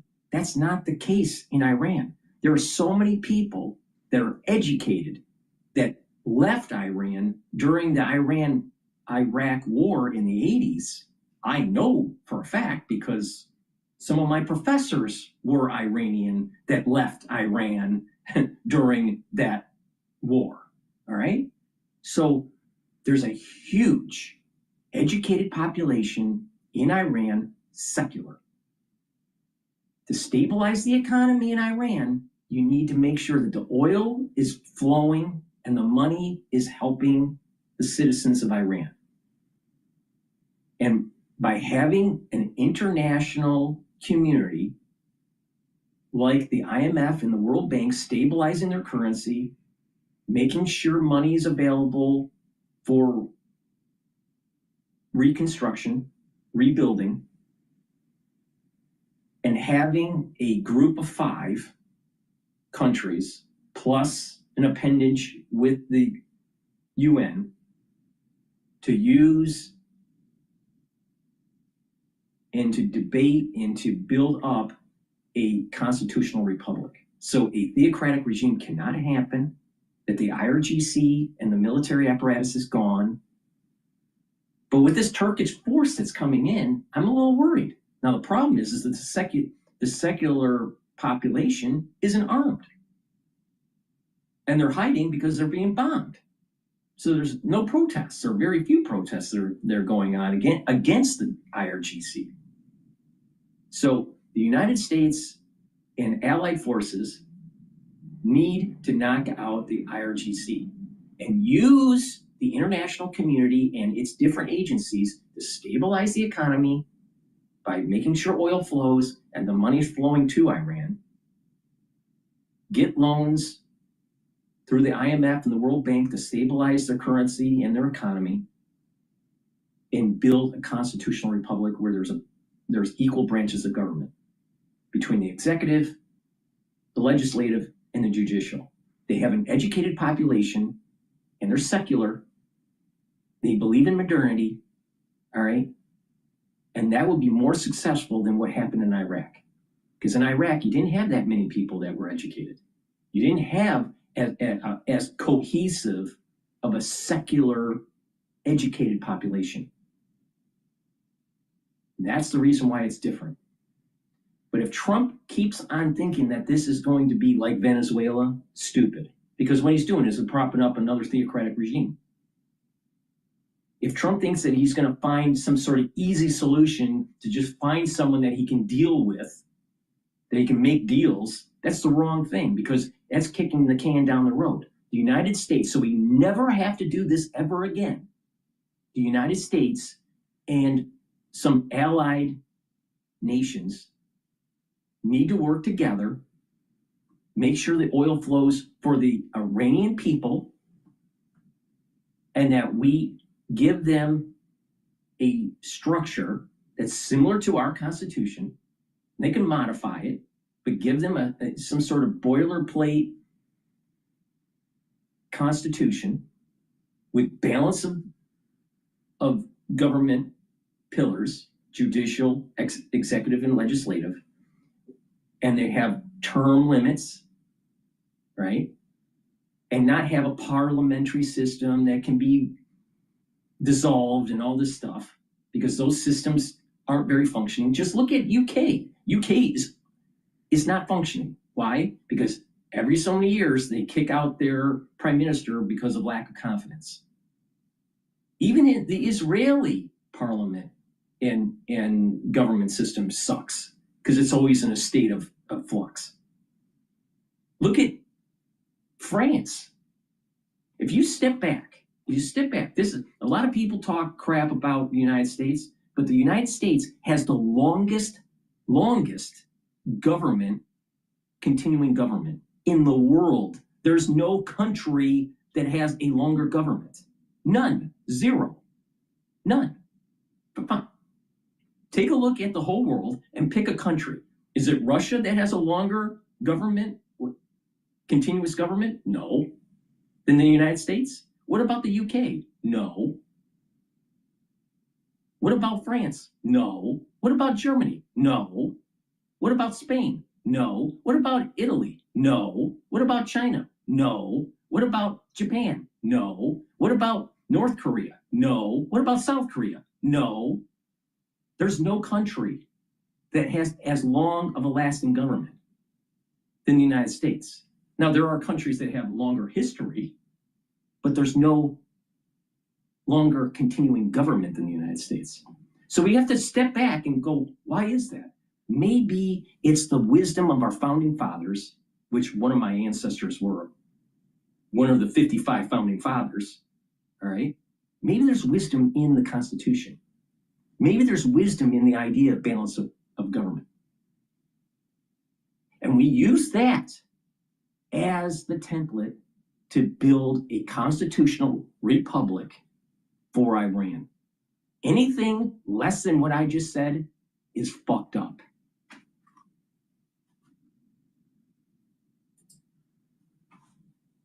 To deploy on all the territories. However, the war and the attacks of Israel are clearly not helping this process. And the reaction of Israel cannot be, considered to be proportional to what happened. The launch of the rockets by Hezbollah, but also Hezbollah was fully aware that by doing so, i.e., by sending this or launching these rockets, they will offer this pretext to Israel. So what happened was expected, because on one hand, the Hezbollah acted in a way to provoke the reaction, and Israel took up this provocation, or let's say this pretext, to launch a vast war that cannot be compared in terms of effects. The bottom line is this: Iran has been the key country for terrorism. They funded Hezbollah, they funded Hamas, they built the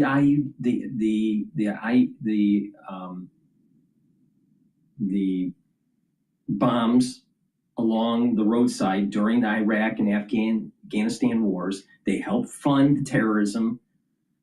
Remember terrorism in the 70s? Remember the terrorism in the 80s? What about the 90s? Remember that? All right. Remember the Iran hostage crisis where this all started? And think about it. That was 47 years ago.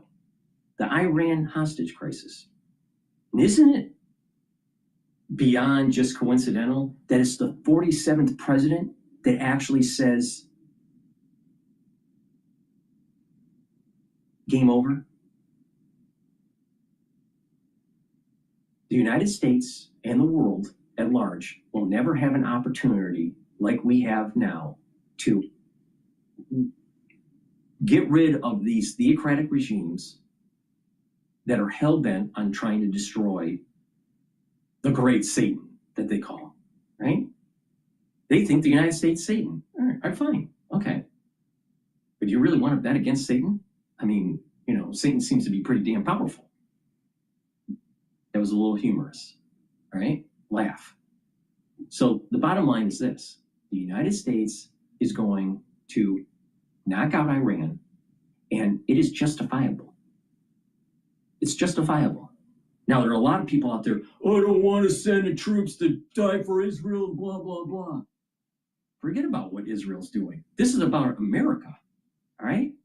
American soldiers died because of the Iranians throughout the many decades. And don't forget what happened to the Beirut bombing in '83. Don't forget about the Iran hostage crisis that took place. What about those cafes that were blown up in Europe in the 80s and the 90s? Iran wants a nuclear weapon. Can you imagine what they would, if this is what they do with drones and missiles, what do you think they would do with continental ballistic missiles? What do you think they would do with a nuclear weapon?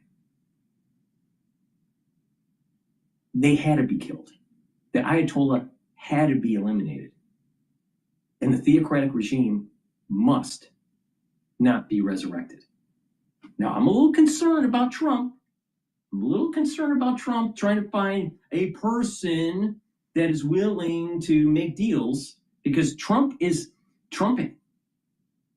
There's a part of Trump's personality where it's authoritarian. It's an authoritative aspect. All right. If he was transplanted during the revolution, I don't think that he would have been a person that was so focused on balance of powers. All right. But he's the right person for the job today. All right. He wasn't the right person for the job decades ago or even centuries ago. His idea, I'm going to make a deal, I'm going to, you know, it's too kind of almost executive branch oriented.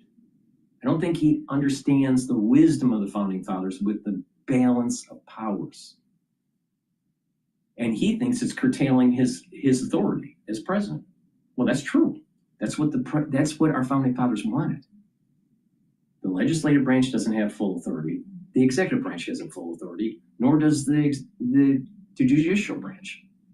That's the beauty and the wisdom and the magic of our constitutional republic. And our founding fathers knew that.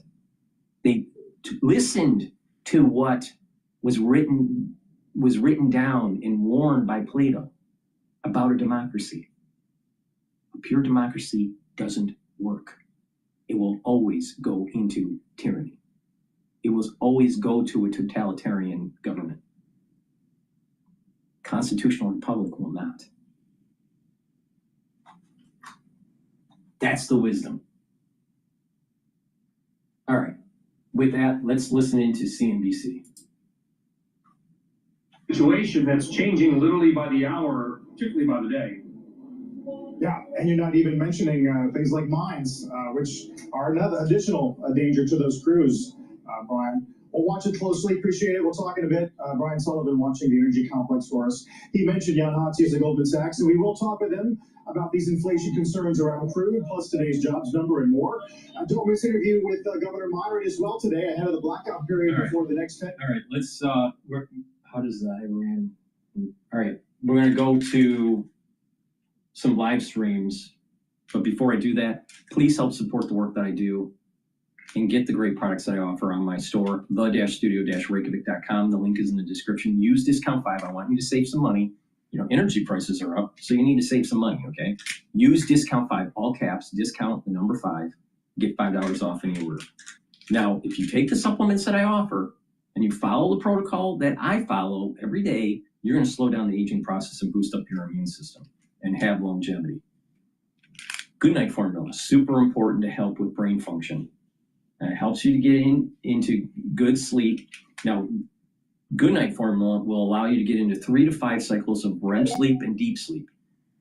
The deep sleep is super important in the REM sleep to consolidate memory to detoxify your central nervous system, because your central nervous system starts to build up toxins and you need good sleep to be able to detoxify that central nervous system. You're consolidating memory and you're going to be well rested. When you do this regularly, you're going to improve your brain function. You're going to improve the actual number of neurons that are connecting in your hippocampus, and you're going to be well rested, and you're slowing down the aging process. So good night formula is super important. It has tryptophan, melatonin, GABA, and passion flower. Really important. And clarity factor. Clarity factor is a very powerful neurostack to get rid of that brain fog and allow you to concentrate. When you take this regularly, you're going to be able to think faster. You're going to have better memory. Super important to take. Make sure you drink it with filtered water. And over time, you're going to have the better neural connections. When you have better neural connections, cognition is better. So get the clarity factor. You can take it separately, or you can take it with the good night formula. So please go to my store, use discount 5, save some money. It's the-studio-reykjavik.com. All right, with that, let's go back to the BBC. Service used by 24 million people around the world, but the majority of them are in Iran, despite the service being blocked and routinely jammed by Iranian authorities. Siavash, just looking at that new footage, this was something that happened right on the very first day of this war, a really consequential act, the killing of the supreme leader. How has the regime managed to make decisions, managed to continue operating in the weeks since Ali Khamenei was killed? Well, they had over a year since the 12-day war to plan for this. They said that they have contingency plans, plan A, plan B, plan C. According to one Iranian officials, they have 3 or 4 layers of succession for every single political or military leader that has been killed. But yeah, and the Israelis killed most of those layers, like probably 75% or 80% of it. So I don't think that they have too many people on the bench. This is the reason why the international community needs to come in, use our constitutional framework and our government system as a constitutional republic, and work with the Iranians, the educated, secular Iranians, to have a free government. And not a theocratic regime, and definitely not the grandson of the Shah. Now, the problem comes in is the United States and the CIA always fucks it up. Our military, they're getting the job done. The problem is our intelligence agencies, they have a tendency to pick expedience instead of really solving the problem. And the real problem in Iran is that they need a constitutional republic and not a theocracy.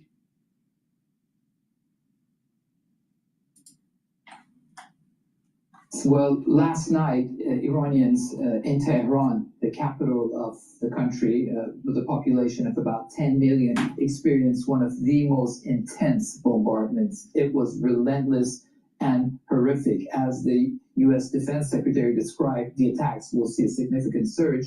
A few hours after that, that's exactly what happened. Non-stop sounds of bombing, of buildings shaking. We don't know how many civilians have been impacted. But given that all the security and military institutions are very well weaved into the urban landscape of Tehran, this is bound to affect a lot of civilians. Today, the government published a list of all the different schools, medical facilities, and hospitals that have been destroyed as a result of this attack, whether it was intended or not. About 3,000 residential units, according to the latest government figures, have been destroyed.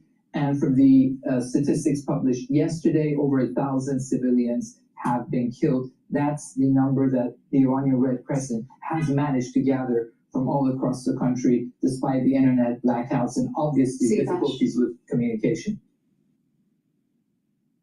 Yeah, difficulties with communication, and the work that you and your colleagues at BBC Persian doing absolutely vital at this time. Siavash Ardalan, thank you for joining us. Well, you can stay across all of the latest developments on this fast-moving story with the Iran war today. It is the BBC's 10-minute daily briefing.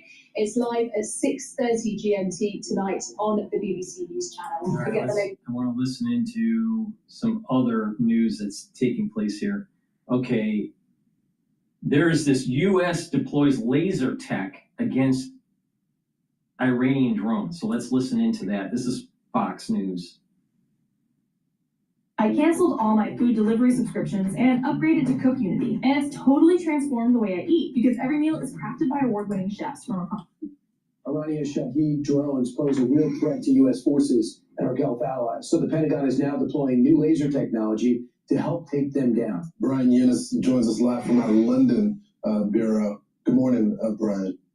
Good morning, Lawrence, Ainsley, and Brian. You know, the U.S. Navy is equipped with 2 laser systems that are capable of taking down these Iranian drones, the Odin and the Helios. Now, the Odin was spotted in a CENTCOM video that was released at the beginning of Operation Epic Fury on board the Arleigh Burke-class guided missile destroyer. You can see it there in that box. Now, the Odin blinds drones, firing an infrared beam that overwhelms drone sensors, causing it to crash or fail. There are at least 2 destroyers in Epic Fury that are equipped with the Odin. Now, the Helios is a high-energy laser beam with a high-powered sensor that tracks, blows up drones and missiles in the air by igniting the fuel. Now, the Helios is not confirmed to be deployed in Epic Fury. It's only known to be on a U.S. ship that was last seen in the Indo-Pacific in Japan. Now, these technologies are vital in defending against Iran's drone attacks. Iran has fired off 4 times as many Shahed drones as ballistic missiles attacking our Gulf Arab allies. Now, Iran's biggest advantage is that these drones cost $35,000 to make, but one Patriot missile fired to shoot down these drones costs $4 million per missile. Now, these laser technologies... So that cost ratio, $35K for a drone versus $3 to $4 million for a missile. Well, this war is going to be really expensive for the United States. But the point here is that these drones, we're seeing a new type of warfare that started in Ukraine, right? It was drone warfare. Well, this is a drone warfare type environment now. And definitely drone warfare is going to be in the Pacific. If the Chinese decide to take over Taiwan and the United States defends Taiwan, it's going to be drone warfare, right? So all these different types of technologies to jam, for lasers, for tracking, are going to become more prevalent on the battlefield. All right? Now,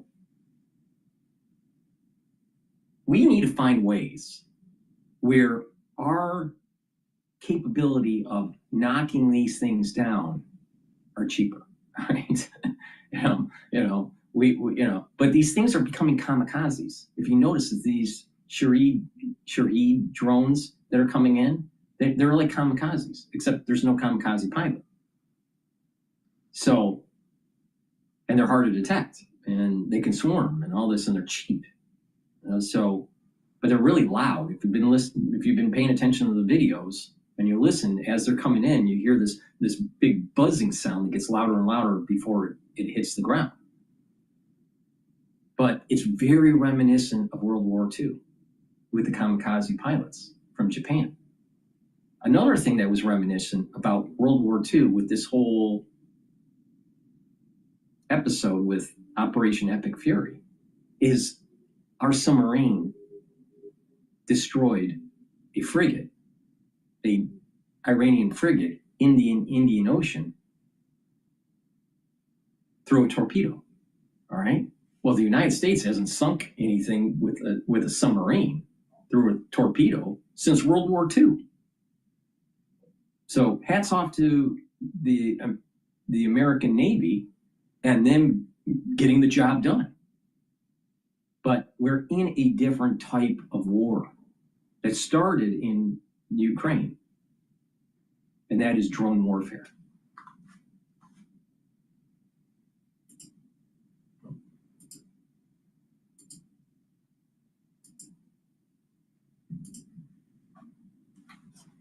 Iran's biggest advantage is that these drones cost $35,000 to make, but one Patriot missile fired to shoot down these drones costs $4 million per missile. Now, these laser technologies cost pennies per shot, and perhaps they're part of the reason why the U.S. says it is not concerned about running out of munitions in this war.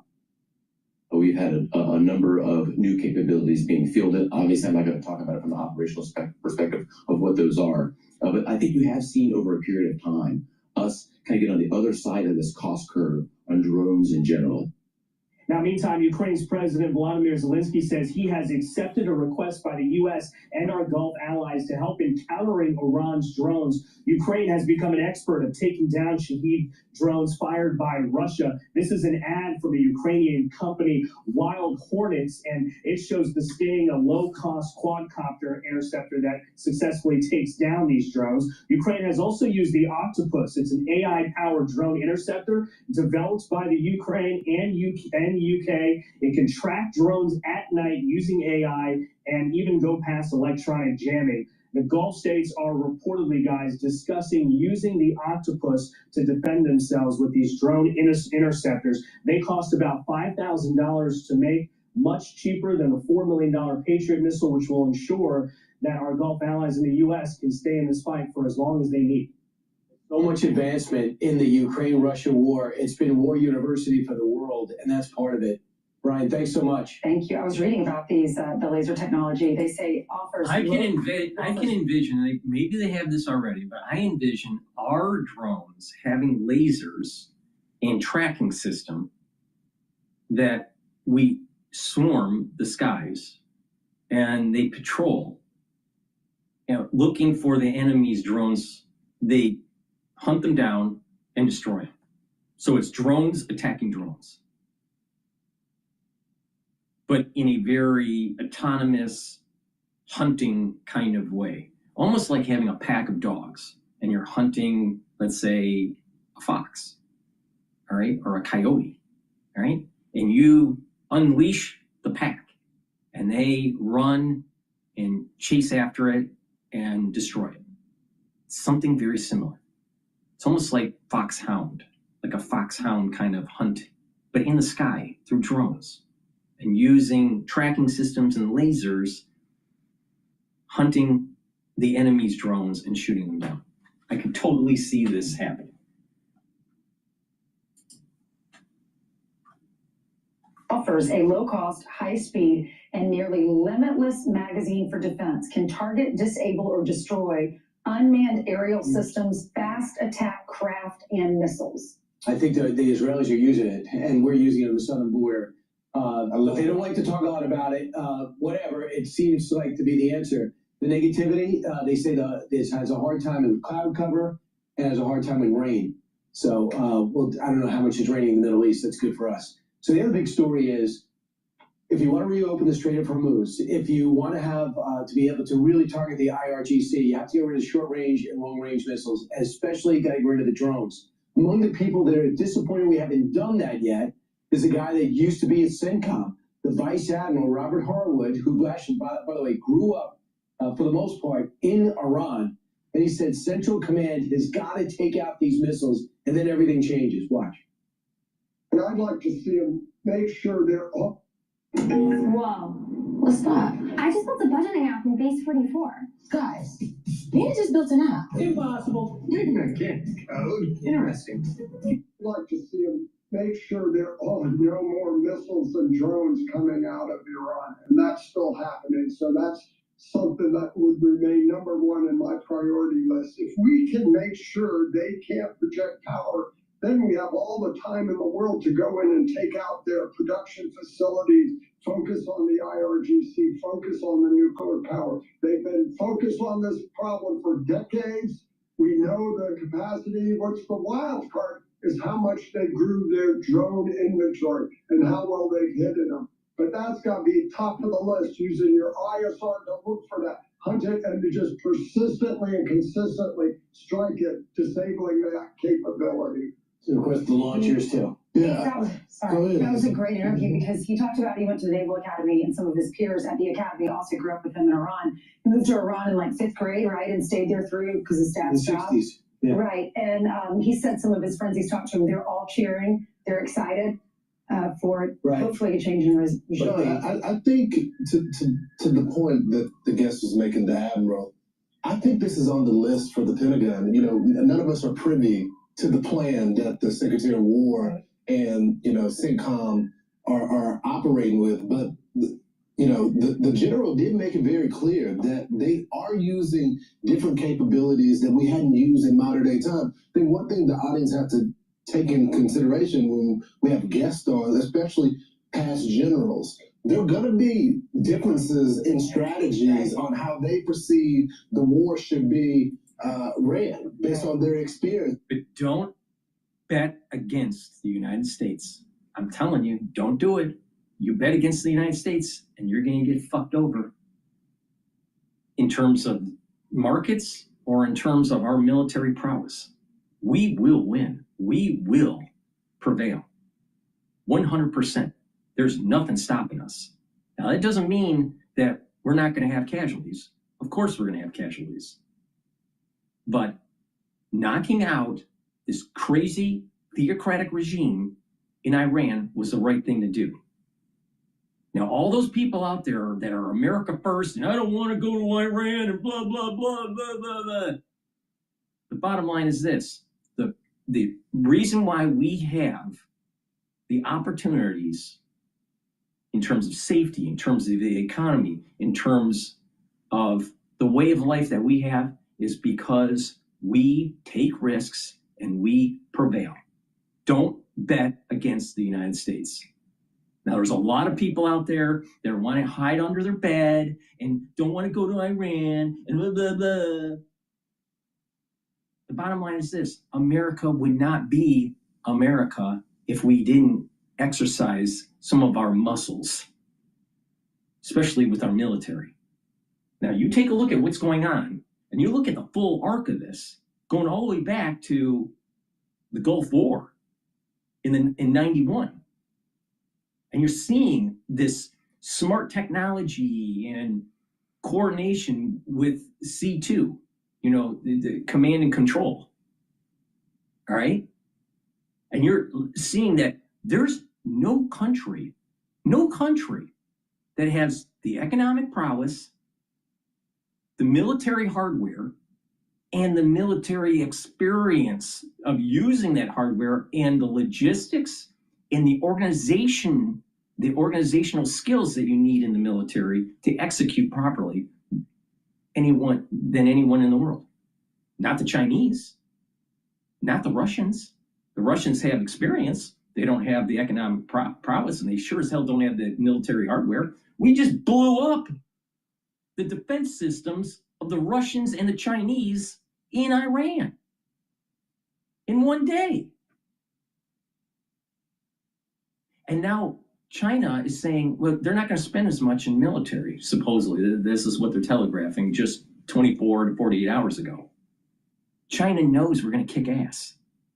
But you got all these America First people going, I voted for Trump because he said he wasn't going to get into war. If you have the opportunity to take the shot and get rid of the Ayatollah, don't you think you should do it? Of course. Because for 47 fucking years, we've been waiting and waiting and waiting and waiting. For 47 fucking years, we've had people that were either afraid, forgot about the Cole, USS Cole, forgot about the Beirut bombing, forgot about our hostages in Iran. They have industrial amnesia because they said that they voted for Trump because Trump said he wasn't going to get into a never-ending war. This is not a never-ending war. This is totally different than Iraq. Totally different.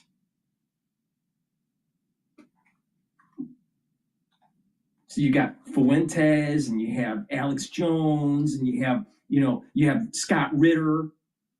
They're all saying this is going to be a fiasco and that America's going to lose and it's going to be terrible and blah, blah, blah. Look at Scott Ritter. He said that Hezbollah was going to take over Israel and knock it out. Didn't happen. Israel actually knocked out Hezbollah. He said that Gaza would be a quagmire for Israel and for Netanyahu.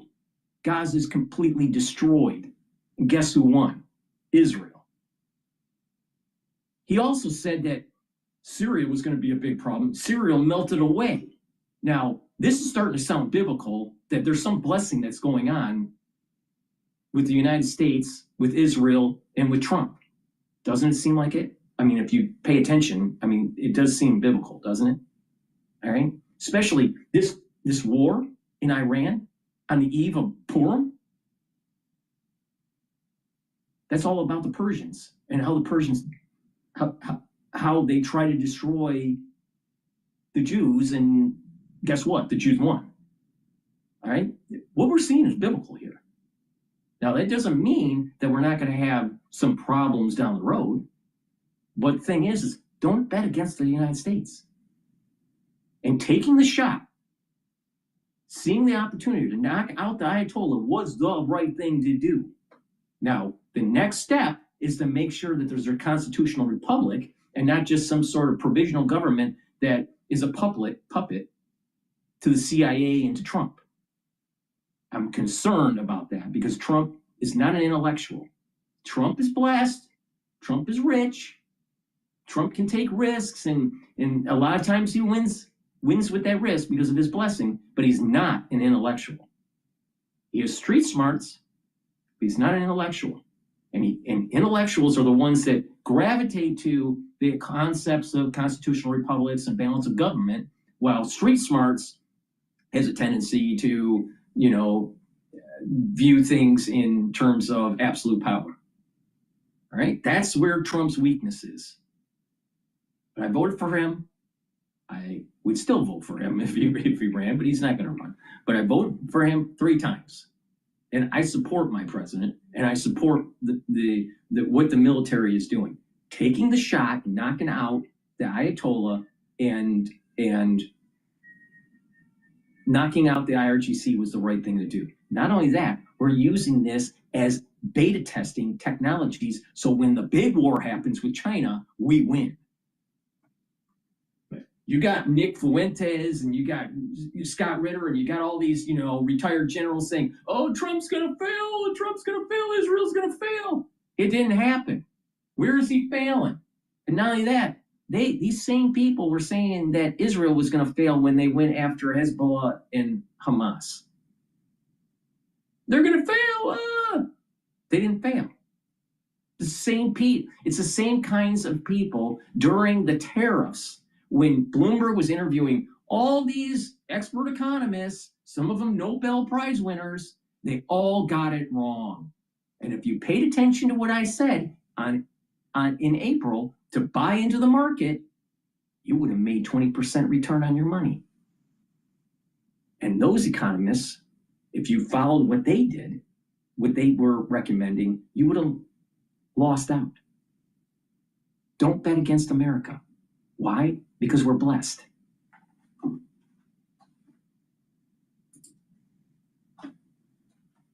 There's only a few people that are in the room that are making those decisions. And that actually know, that have the intel to make those decisions. But right now, taking out those launchers, I mean, when you have hundreds of jets flying in over that war zone, you got to think that they're hitting all this stuff.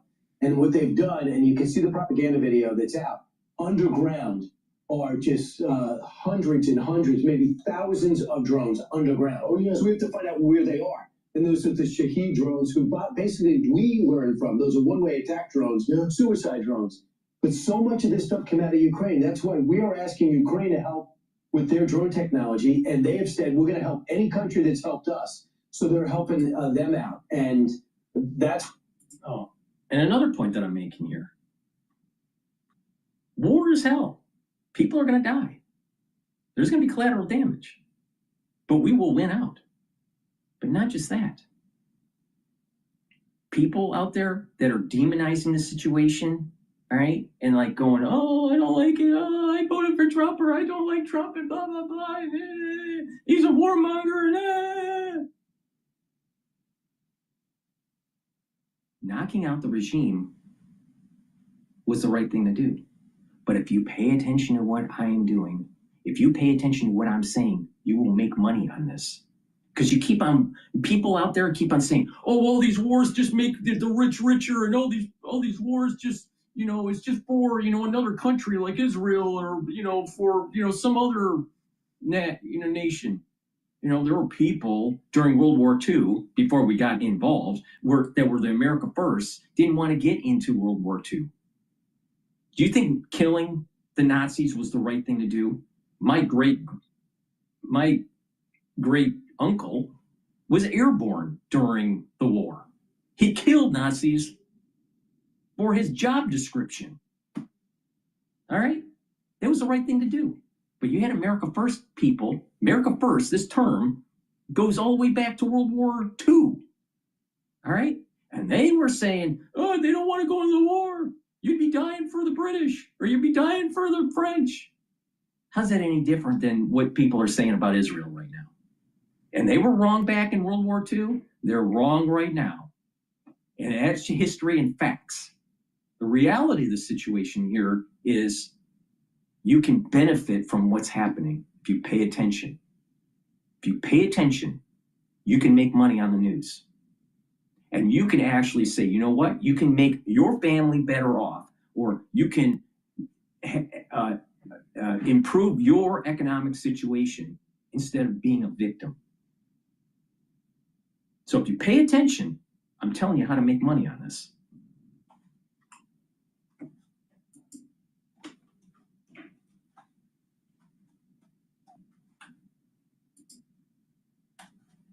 Mention a wee, but to explain, Johnny Ratcliffe, who is phenomenal running the CIA, part of how we've been so successful is our human intel that are on the ground.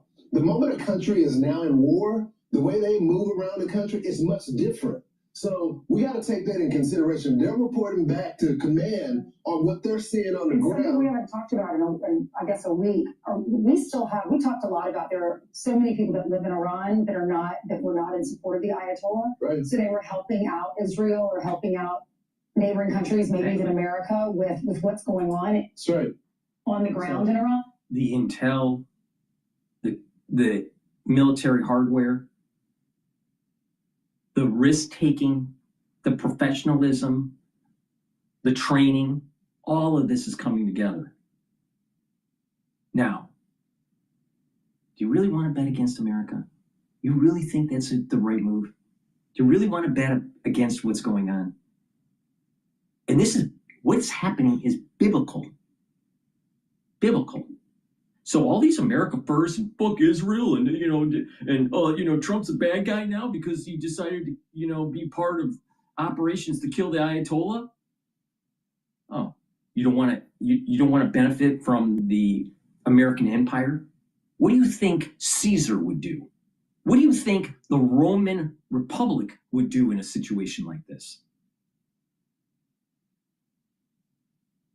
Now, if you say stand down, then I don't think you really understand what America's all about. Exercising our hegemonic power is what gives us the opportunities that we have today and the freedoms that we have today. And there's nothing wrong with it, and we should not be apologetic. And there's nothing wrong with saying, you know what? With wisdom, with morality, with God, country, and family as our foundation, that we will prevail. And all these people that are, saying, oh, America first, but don't want to do anything. America first, but they only want, domestic policy. Well, guess what? America first is also international policy. And we are the new Roman Empire. There's nothing wrong with that. As long as we hold to certain moral truths: God, country, and family. The moment you break those, the moment you erode the foundation of the Enlightenment, then you start having a society that starts to decline.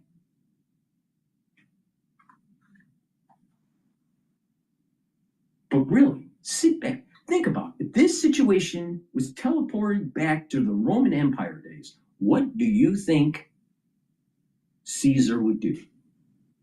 I'll tell you what Caesar would do. Caesar would march into, because he didn't have jets at the time, march into Iran and chop off all their fucking heads and put them on posts.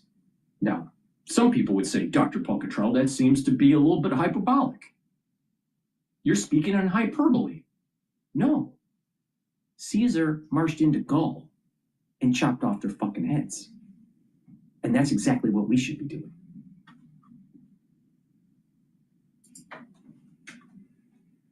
Is that still happening? Well, I know you were going to be a dentist, right?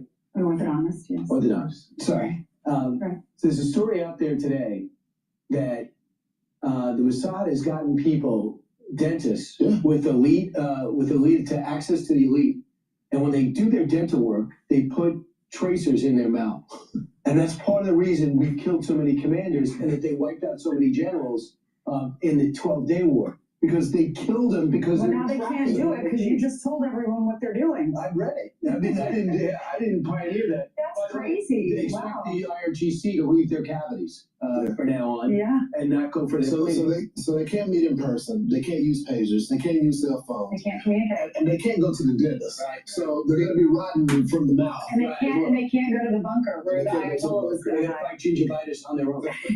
I'm Steve Ducey. I'm Brian Kilmeade. And I'm Ainsley Earhart. And click here to subscribe to the.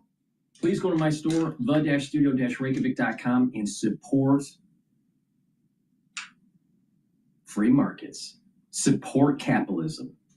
Don't be a Mandani that's pushing for socialism. Support the idea of the Enlightenment. The Enlightenment is pro-markets. Mandani, the mayor of New York, he's a communist. He doesn't believe in the Enlightenment. He believes in taking away your property rights. Well, guess what? Constitutional Republic guarantees your property rights. That's the reason why Plato said a pure democracy doesn't work. Please go to my store, the-studio-reykjavik.com, and get the olive leaf extract. This is dual purpose. It's going to boost up your immune system, which is what you're going to need because of the crisis we went through in 2020, because there is an aftershock. And olive leaf extract will also help with your cardiovascular health. Super important. And you take this every day, you're going to slow down the aging process by bringing down inflammation and improving your lipid profile. If you're 40 years of age or older, guess what? Your cellular metabolism goes down. Take vitamin B complex. The first 4 B vitamins, vitamin B1 through 4, help with the electron transport chain in your mitochondria to build ATP. You'll have more energy. So you can kill the Ayatollah, all right? Because guess what? When you have a society that's lethargic and don't have any energy, you can't run an empire. So vitamin B complex will help to boost up those energy levels and increase your cellular metabolism. When you have a better metabolism, your organ systems perform better, your tissues perform better. And vitamin B complex protects neurons, as vitamin B12, super important. When you get older, your neurons don't perform as well. Inflammation starts to degrade the myelin sheath. And guess what? You start to have connections, your neural connections start to recede. You don't want that. Get the vitamin B complex, boost up those energy levels, protect your neurons, improve your cellular metabolism. Please go to my store, use discount 5 because I'm a nice guy. Use discount 5, all caps, you get $5 off. Go to my store, the-studio-reykjavik.com. Don't bet against America like Nick Fuentes. All right, let's listen into, I think, maybe France. Monday.com, the opposite of any work platform we tried in the past. We tried other work management platforms, not naming names. They all suck. That according to Reuters news agency and the New York Times. The UN urging Washington to move very quickly with its investigations. Let me just interject here. The natural gas futures are now at 3.13. Like I was saying, pay attention to natural gas because of the Strait of Hormuz is clogged up, right? So LNG shipments are reduced. So natural gas futures are going to be going up. And today it's up. And the oil for WTI is trading at $88.88 at the moment. Equity futures are at 6,765. Again, buy in to a broad index. Don't be stupid and buy into individual stocks. You're going to have idiosyncratic risk. All right, don't do that. S&P 500, Russell index, or some other broad index, really important. Keep on buying in. Take this as an opportunity to have a better dollar cost averaging. So when we break 7,000, when all of this starts to go away, you're going to have a nice return. Okay. With that, let's listen into France 24. Juggernaut-like momentum of its own, with more and more tentacles growing by the day, with all the uncertainty that accompanies those extra tentacles, because you just don't know what's next and what sort of offshoot you're going to see sprouting up all of a sudden. You know, The Economist came out today with its weekly edition. It says a war without strategy.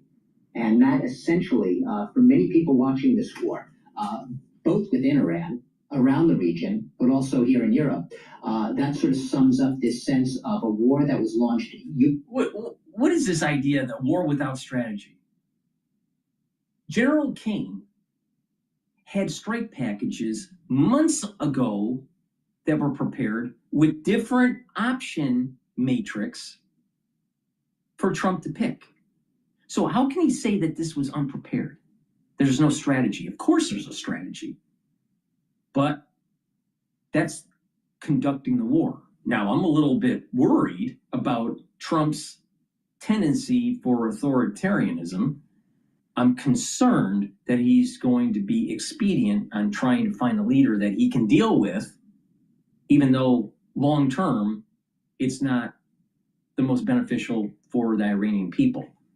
The best way for the Iranians to come out of this, the secular Iranians to come out of this well, and for the world at large, the world community to benefit from this, is to make sure that a constitutional republic is established in secular Iran.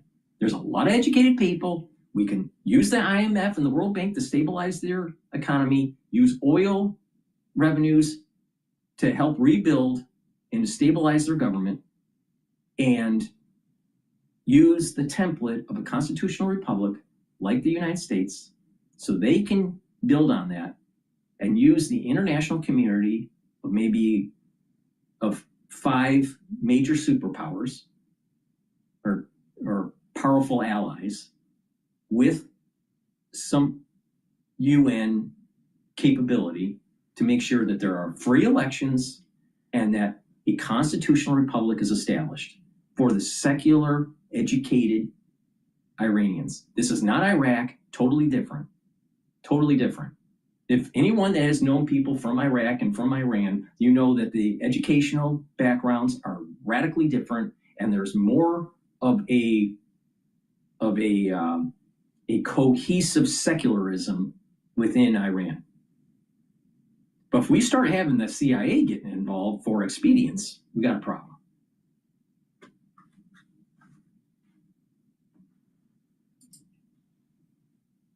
Including the mightiest one of all, the U.S., overwhelming force being brought to bear. They will not be able to hold out, they being the adversary, Iran, for long. Conflicting reports, how many munitions do they have? We don't know. Donald Trump at one point claiming that the U.S. can keep waging this on and on endlessly if he wanted to, that the U.S. stockpile is greater and better than it's ever been. But then you have other military observers questioning that, saying, is that actually the case? Are there enough munitions? We simply don't know what the current state of Pentagon stockpiles, but by some accounts, they do run the risk in certain areas of running low, even if that's not the narrative and the official line coming out of the Pentagon. So basically, wherever you turn, wherever I open my mouth right now, and whatever comes out of it seems to be something that raises more questions than it answers, because that is exactly where we are on the eve of the first full week of this war. We do not know where it's going. We do see more and more countries being drawn in willy-nilly into this conflict. And here in Europe, you have a sense of a Europe, if not divided, a Europe also being drawn, in a sense, kicking and screaming into a conflict that it never asked for. So Doug, more and more countries, more entities being drawn into this conflict. Fair to say that nerves are being jangled across the board, everyone from oil traders to Gulf allies. It really is extraordinarily large, the scope of this conflict. It is so large that, one of the early headlines today, you don't know where to look first, right? When you wake up in the morning and check what happened while you were sleeping. One of the headlines that, the U.S. administration, the Trump administration has waived given India a waiver to purchase Russian oil, because there had been, remember that sanction, the U.S. had told India, you do not purchase Russian oil. Unclear how much India had actually obeyed that commandment from the Trump administration, but now that has been waived. It's a cognizance of the reverberations well beyond the immediate region. The oil market's obviously really shaken, and not just the crude oil. We're talking about the LNG, liquefied natural gas. We're talking about LPG, liquefied petroleum gas. We also have all sorts of gas that's delivered in canisters, not just through pipelines, which are being affected because a lot of that is shipping trade through which it is delivered and not through pipeline trade. We have oil markets. Oil now is touching around $90. The benchmark crude oil price, $90 a barrel. It is up about 24% in a little less than a week, right? Since the start of this conflict last Saturday, 24% for oil in 1 week, where some people are likening it to the types of oil shocks from 1979, from the late 70s, during the Arab oil embargoes, all of that. We might not be there yet, but there are definitely signs that if this continues on at this tempo, at this cadence, we could be there very soon. We've had several countries saying that they were halting their oil production in the region over security concerns and security risks. So it's not just oil markets being rattled. And amid it all, we have talked that some of the Gulf countries, some of the Gulf allies are considering uncorroborated reports, ways that they could perhaps respond. That is bringing in this aspect of a potential offensive operation. We're not there. It's not happening yet, but the very fact that it's already talked, when you start talking about it, things that you're talking about today, all of a sudden are normalized and become the reality tomorrow. And that is the slippery slope of this conflict on the eve of its first full week. So let me get this straight. Arabs fighting Arabs. Well, the Israelis decapitated the Ayatollah. Now, don't you think that there sounds to be some sort of blessing going on here? This is biblical what's happening here. Biblical. All right? Now, all these stupid people that think that they can just use some sort of Westphalian logic and complain, they're going to complain about energy. Trump gets into Iran and the energy costs are higher and inflation's higher. Well, if you pay attention to me, buy into the market, buy energy, and you'll make money and you'll offset your additional costs. Don't be stupid. Don't be stupid. Don't be a person that just is a victim. All right? You need to start acting a little Machiavellian at times. All right? And don't bet against America. Don't bet against America. Now, if you are harmed by this situation financially, it's because of your own fault. Because you didn't position yourself accordingly. I've been saying this was going to happen for months. It's about time. Trump should have killed the Ayatollah back when we bombed the nuclear facilities. But here we are. It's biblical. You really want to go against something that seems to be a blessing? You want to go against that? Let's see, even if you're not religious, but if you're religious, do you really want to go against God's blessing? Does that make sense? You're probably not going to win. But even if you're not religious, let's say you're atheist or agnostic, all right? Do you really want to bet against a winning horse? like the United States? Really?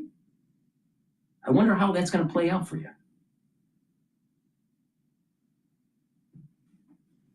All right, let's go to live now.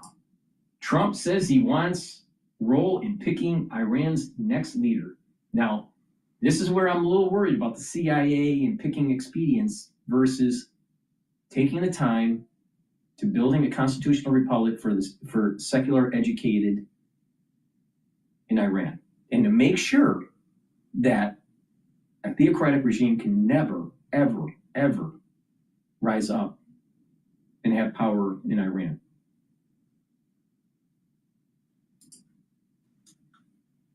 Now, I'm Austin Westfall. Today, Secretary Pete Hegseth saying U.S. forces are continuing to deliver blows to Iran's military in the opening week of Operation Epic Fury, crippling key naval and missile capabilities, while also signaling that a larger and more sustained campaign is underway. And President Trump says that he wants to be in the loop on the decision to replace Iran's supreme leader. Let's bring in retired Marine intelligence officer and host of the Strap podcast, Hal Kemper. He's on the phone with us tonight. And Hal, the president told Axios that he needs to be personally involved in selecting Iran's next leader. He also called the supreme leader's son a lightweight who won't be acceptable. From the U.S.'s perspective, what kind of person would actually be acceptable? Well, you know, that's kind of a question, Austin, that nobody's quite sure. There's been some speculation that President Trump would accept, for example, somebody from the IRGC. That's obviously a little bit disturbing because they're very ideologically oriented towards being basically pro-regime, in charge of the regime now. But it's really not sure who he'd be interested in seeing be the supreme leader. Obviously, Reza Pahlavi, the son of the former Shah, the post-Shah, his name has come up quite often. The problem that the president has... This is the reason why I'm worried about Trump. Not in executing the war. He's doing that perfectly with his generals and with Pete Hegseth. They're doing a great job. Our military is meeting the task at hand and doing and executing properly. All right? The problem comes in is that you have Trump thinking that he's going to try to find expedients because the energy markets are going up. It's going to cause inflation, and he's worried about the midterm elections, and he thinks that he can find a leader that he can make deals. Well, what happens when Trump is gone? What happens when he finds a leader, Trump's gone, we have a new president, a new makeup of our legislative branch, and they're pussies and aren't willing to fight in the region. And he kicks the can down the road to a point where an IRGC-like apparatus reconstitutes itself, or an Ayatollah reconstitutes itself. See, Trump should get up on stage and listen to DrPaulCottrell. He needs to actually say that Iran is going to be a constitutional republic and the United States is going to back it, and it's going to back it financially through the World Bank and the IMF to make sure that they have the economic stability to make sure that their constitutional republic is successful. Not, I'm going to pick a leader that is going to be able to make deals during the Trump administration. What happens when the Trump administration's gone? Short-sighted, stupid. This is where Trump goes the right path, but there is this street smart kind of mobster mentality that Trump has where he'll fuck it up. This is where he's going wrong. He needs, out of his mouth and out of the people that speak for him, they need to start saying, Iran's going to be a constitutional republic. Iran's going to be a constitutional republic. That's all I want to hear. The reason being is because that is more, there's a higher probability of peace worldwide, and we won't have terrorism, sponsored state terrorism, in the future. Now, we'll have terrorism, of course, but the thing is, it's not going to be like Iran's state-sponsored terrorism when you have a constitutional republic that's bolstered up by the educated secular population of Iran. This is where Trump is fucking up. Not in executing the war. He's doing this right 100%. Destroying their navy, destroying the Iranians' navy, destroying their drone capability, destroying their missile defense systems. The execution of the war, awesome. But this expedience, I'm going to try to find a leader that I can deal with, is stupid. Is stupid.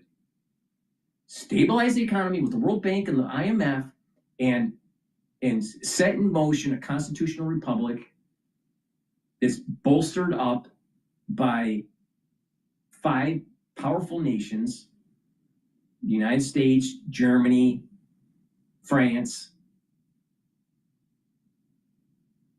right? And, you know, maybe, you know, some other countries that, you know, maybe China, maybe Russia, I'm not sure, you know. But the thing is that, you know, some strong nations as almost like sages to help them build a constitutional republic. And they have an opportunity to use our template for balance of powers, balance of government, not a theocracy, not a theocracy with the appendage of the IRGC. They say that they're the Iranian Republic. They're not a republic. They're not a republic. They're a theocracy.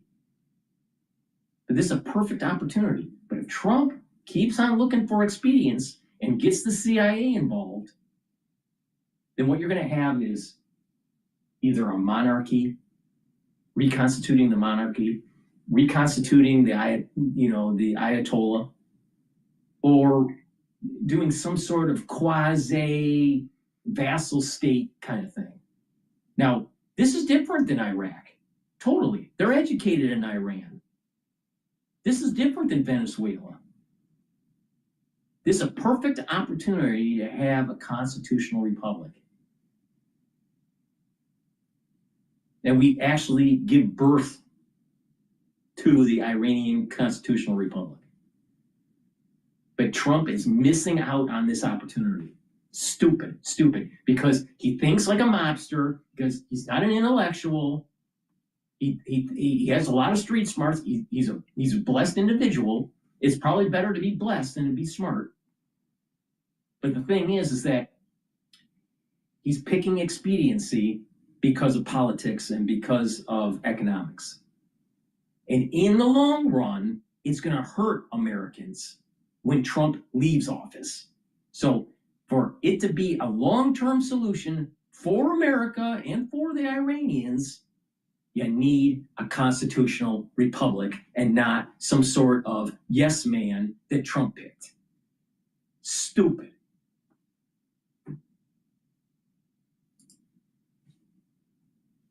Is there isn't a clear figure that can rise up and take over. See? You know, one of the problems that clear figure that can rise up and take over. We didn't have a clear figure that rose up and took over after the revolution. Some people would say that, well, that would have been George Washington. No, he resigned his commission as general of the army.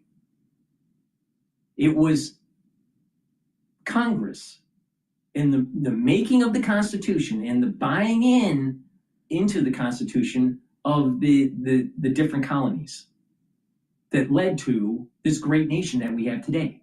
Now, Iran's a big country, and Iran has different territories, and those territories would be similar to states. And those territories buy in to a federal government. And they have an executive branch that has 4 years, you know, maybe with term limits.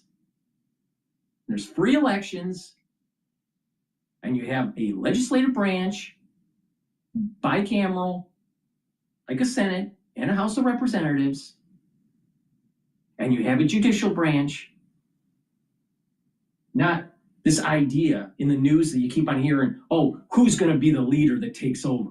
That sounds like a yes man for the CIA. That seems like a yes man for Trump.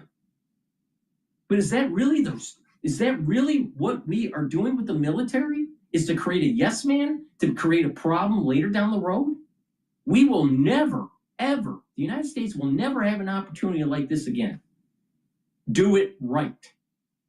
Do it right. You know where we fucked up in Vietnam?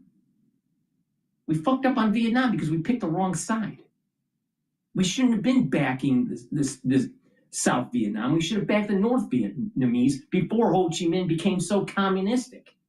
That was when. But we were afraid to do that. Why? Because the French was aligned with the South Vietnamese. And politically, that we couldn't do that. They picked political expedience, and we lost Vietnam because of it. Now, Vietnam's different than Iran, but the point I'm making is political expedience causes problems. If you keep on hearing in the news who's going to be the leader, well, who's the leader of the United States government? It's not Trump. The leader is the three branches of government. And that's the wisdom of the Enlightenment.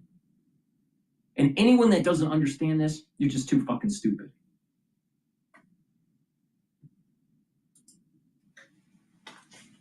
Regime identifies someone who is kind of becoming prominent in the anti-regime movement, they would arrest them, in some cases execute them, or that person be forced to flee the country.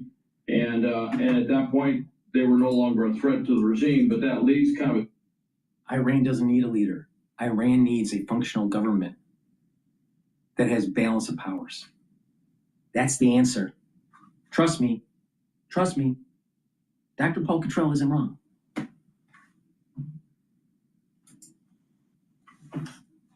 Deficit. That's kind of the same problem we have with Russia. You know, if I was to say who would be the logical choice to take over if there was a overthrow of Putin, I'd be stuck because he has basically killed most of the folks that would have taken over. That's kind of the problem they have there. So there may be somebody that we have in mind. There may be somebody or individuals who have been talking to or communicating with in some way, but it's just not clear. But he has made clear. Doesn't really said that he's going to pick the next leader, but he has said he wants to have a say in who that will be. You know, Iran's foreign minister told NBC that they're ready for a ground invasion by American troops and that they're confident that it would be a disaster for the United States. Have we seen any evidence to suggest Iran can truly be ready for a U.S. ground offensive? Given what we know about their military capabilities, Hal, what kind of ground fight do we expect? Imagine being able to build an app with your name on it, just by thinking about it. Meet Base44, a complete AI creation plan. What kind of ground fight do we expect they can actually put up? Well, first off, I want to say whatever the foreign minister of Iran says, Roxy, I don't listen to him. He's just, you know, he's a propaganda machine, and he always has been. We don't have a ground force that is arrayed to go against them. I mean, actually, that would probably help them since they don't really have a Navy or an Air Force to speak of. What's going on right now puts them at a complete, a complete setback. I mean, they're really pushed back. They don't have any advantages, I should say. The only thing they have is a ground force. I think what they would hope, yes, they do have, I think, 1,700 tanks or something, but they're older tanks, are not very capable, poorly maintained. They have a lot of armored vehicles, a lot of artillery, but this stuff is, you know, a lot of it's in really bad shape, and it's really not a well-maintained force at all. What they would hope is if the U.S. came in with ground troops, that they could somehow foment a insurrection-type movement, a resistance movement, akin to what we ran into with the Taliban in Afghanistan or kind of like the insurgency over in Iraq. That would be what they'd hope. But frankly, we don't have a ground force that's planning on moving in. And as far as I can tell, that's never been part of the planning, that we would put the troops in there.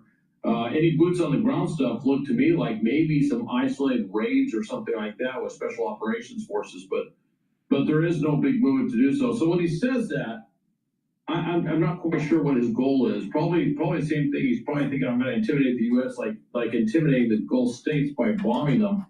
It doesn't really do much for him, and in actuality, it kind of blows back on him for even saying stuff like that.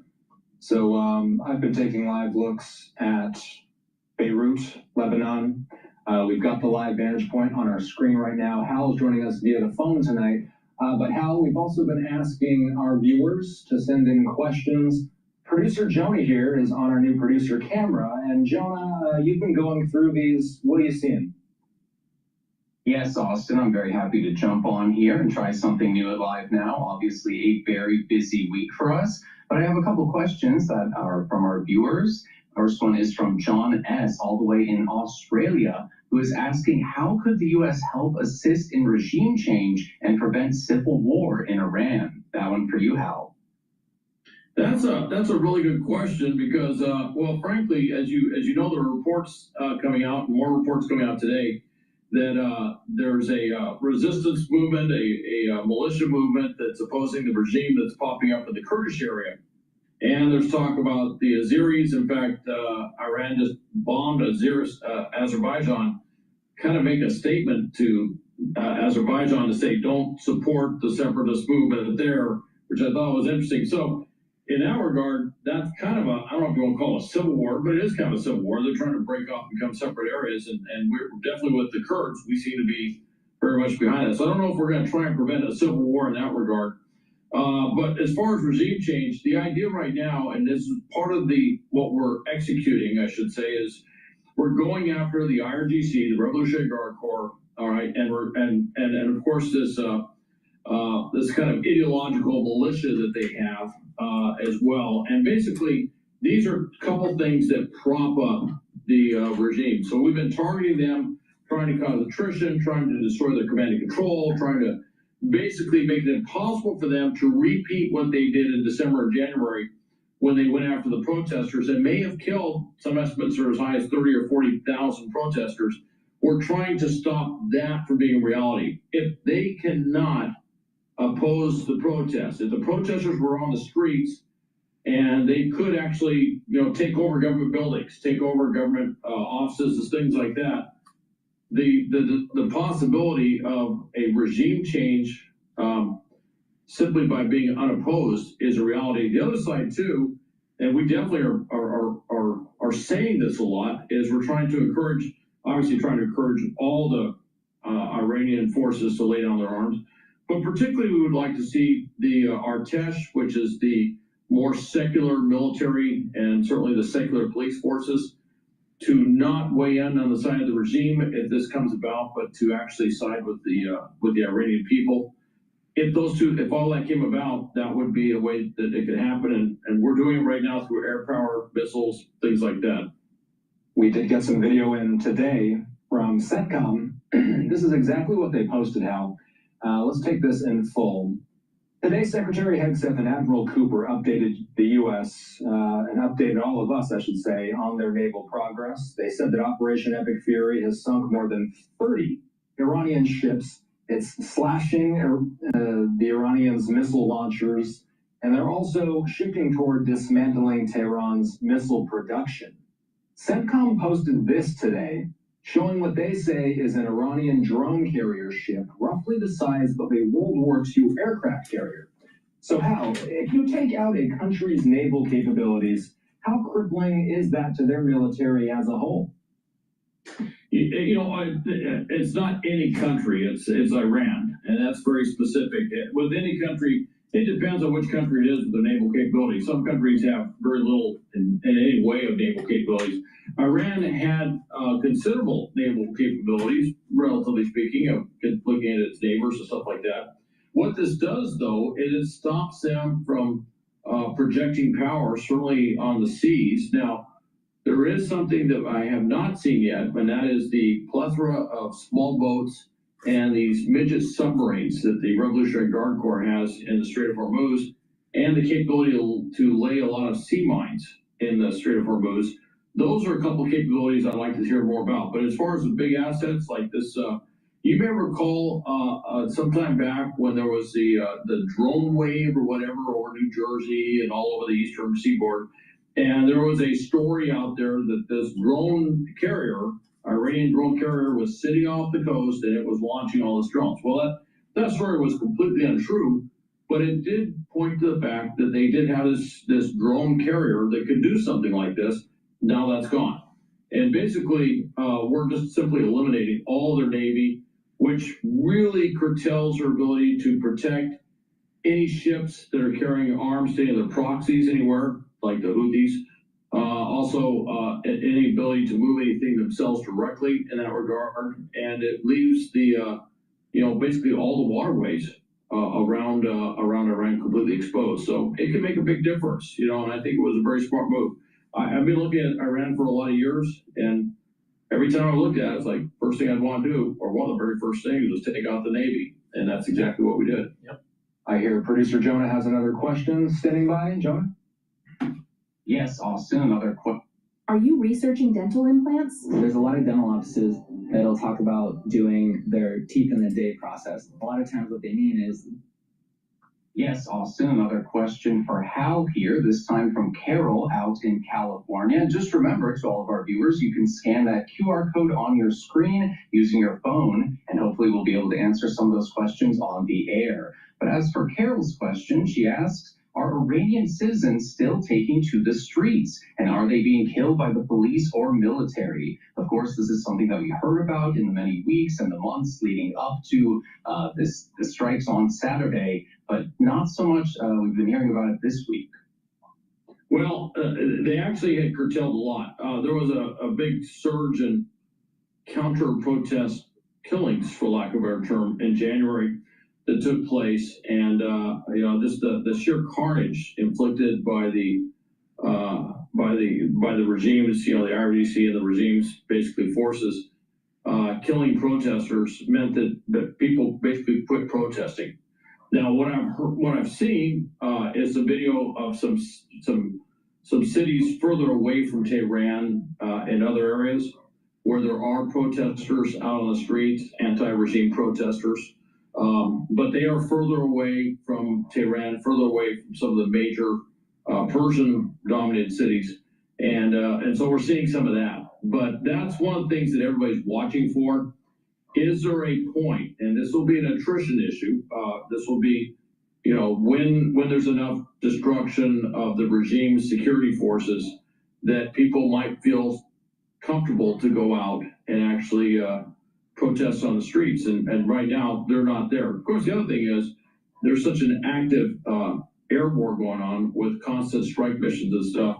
I think some people are a little nervous about going out in the streets just because they hear explosions all the time, and that's a natural human reaction. So I think when we finally achieve air supremacy across Iran, we already have, what I've told today is we have localized air supremacy in certain parts of Iran. That's pretty significant. But when it's completely over Iran, and we can basically attack at will, I think at that point you might start to see people feel confident enough to come out in the streets and express themselves, and also feel that maybe there's not enough. The strike missions have dissipated to the degree that they're not under any physical threat of an accidental injury or something like that. Al Kemper joining us over the phone today. Let's get to this from Bahrainian officials, Hal. A hotel and 2 residential buildings in Bahrain were struck by Iran, officials said tonight. No one was killed, and first responders put out a fire at the building. Hal, we know that the U.S. 5th Fleet is based in Bahrain. Are the Iranians aiming for civilian structures? Are these poorly targeted missiles? Could these be the remnants of intercepted missiles? I'm just trying to understand why we're still seeing residential buildings being hit in countries that are not directly involved in this war. Well, as you know, I kind of have a little history with Bahrain. I've been there quite a bit, going back to Desert Storm. I've been there certainly more recently. It's a city I kind of know, and certainly the base I know. And so, yes, initially I would have said they were aiming strictly at the base. They were trying to go after the naval complex there and some of the buildings, and they did hit them. However, with that said, I'm looking at not just Bahrain, I'm looking at other places like the UAE, Qatar, and elsewhere, and it's very clear that they are aiming to actually hit buildings to create terror, if you will, with the civilian infrastructure out there and residential areas, and basically saying to everyone that no place is safe. And so I don't think they're just aiming at U.S. bases anymore. I think they actually are aiming directly at these Gulf states that are hosting U.S. bases and kind of indiscriminate. I mean, why would you hit residential buildings? Why would you aim at a hotel unless you were just trying to kind of terrorize the population and try to intimidate the government in some way? So Hal, I think we have one more from Jonah. I believe we have one more in. Is that right, Jonah? That's right, Austin. This one from Noah, who is asking, what happens if the IRGC doesn't surrender in Iran? Of course, this is something that President Trump is hoping for, but this person is asking, what if that doesn't happen? Ground forces. Well, I'm going to say I don't think it'll ever happen. I don't ever imagine in my mind that the IRGC will willingly surrender. Now, I do imagine in my mind that a lot of those who would be in charge of the IRGC surrendering could end up not being around anymore because of some very effective targeting. And I think that's a very realistic scenario that they might simply just be taken out. I think what really happens is the IRGC is degraded, the IRGC's command and control, its cohesion, everything starts to break down. At some point, the population feels confident enough to come out like they did in December or January and express themselves the same way. I mean, if you look at what you know, it's not a far-fetched thing. If you look at what was happening in December and January in the streets of cities across Iran, I mean, there was a lot of question, which is, are they going to overthrow the regime? And the only thing that stood in their way was the regime's henchmen, if you will. You take out pardon the expression, but you take out or eliminate or degrade the henchman capability, the Iranian people will probably do the same thing they did before. And the thing I keep pointing to, and that's obviously the thing that the Trump administration points to, Israel points to as well, will the secular military, will the secular police force, when it gets to that point, are they gonna side with the regime? And there's a lot of reasons why they wouldn't want to, not the least of which is when they're out there, when they're killing people on the streets, they're killing their family members. They're killing people they know, their friends, their families and stuff. Or will they side with the Iranian people? And the hope is that there will be a tipping point there where they say, hey, we're in with the Iranian people, these guys got to go, and it changes over the entire dynamic. I'm going to ask you one more thing about this conflict, Hal. It has to do with Blue Sparrow missiles. This was a new one to me. We're learning that Israel used what's called a Blue Sparrow missile to kill Khamenei. Blue Sparrows don't work like a usual missile, do they, Hal? Well, they do and they don't. They can be air-launched. What you see here is an air-launched thing. What they are is, if you remember, this goes back way back, during Desert Storm, Desert Shield, the Soviet missile that the Iraqis had called the Scuds. And then all the, I'm sorry, but CNN at the time was like the only 24-hour news network. The CNN reporters over there were called the Scud Studs because they went out there and they filmed the Scuds coming down. The thing with the Scud missile was its range wasn't nearly as far as the range on this. It was about maybe a fourth of what this range is. The other thing is they were horrible. They were area fire weapons, and they didn't hit what they were aimed at. They caused some damage, sometimes by mistake, but... Let me just interject. Natural gas futures are now trading at 3.154. If you've been paying attention to me, you would have made money today. You would have made money. How do you do it? Simple. Take a look at oil or cold as ETFs. If you want a long natural gas, you buy oil. If you want a short natural gas, you buy cold, spelled with a K. All right? I'm telling you how to make money based on the news. So please go to my store, the-studio-reykjavik.com, and get the great products that I offer to help to also slow down the aging process and boost up your immune system and help with your other organ systems. If you pay attention, you will make money from this show and you will get healthy. please go to my store, get the lignans. This will help with boost up your immune system and your endocrine system, bring down inflammation, and soak up free radicals. Lignans is super important to take every day. Ashwagandha root helps to control your cortisol levels and helps to control your blood glucose levels. Really important, especially for your cardiovascular. But by bringing down cortisol levels, you're boosting up your immune system. Turmeric brings down inflammation, soaks up free radicals. Now, when you stack these together, guess what? You're helping your immune system, your cardiovascular system, even your brain function. Because when you bring down inflammation at the vascular level and at the immune system level, you're boosting up your health. But bringing down inflammation at the brain level, you're also protecting your neurons. So I highly recommend you pay attention to me because I know what I'm talking about. Take turmeric, take ashwagandha root, and take the lignans together for max benefit because they're synergistic to slow down the aging process, boost up your cardiovascular health, your immune system, and your brain health.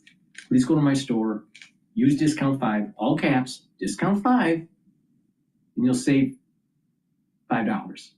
Go to my store, the-studio-reykjavik.com. And when I tell you to take a look at the energy markets, you better start paying attention because you would have made some money. I'm also telling you, buy into the equity market because in the long run, you're going to benefit from this. All right, as we continue. Wait, this has been re-engineered. It's a, you see a high apogee missile where it pops up and then pops back down. But it's same general concept, except it's more precision targeted. And that reportedly is what the Israelis used to hit the Khomeini compound, where they killed Ayatollah Khomeini and about 49 of his top officials. So that's one way. It can be ground launched as well. And I think it's very similar. As I recall, we have a similar missile to this. It's not exactly the same, but and everything they're doing there, let's just say this way: when there's weapons development like this, the U.S. and the Israelis work very closely in many cases, and that's my recollection on this one.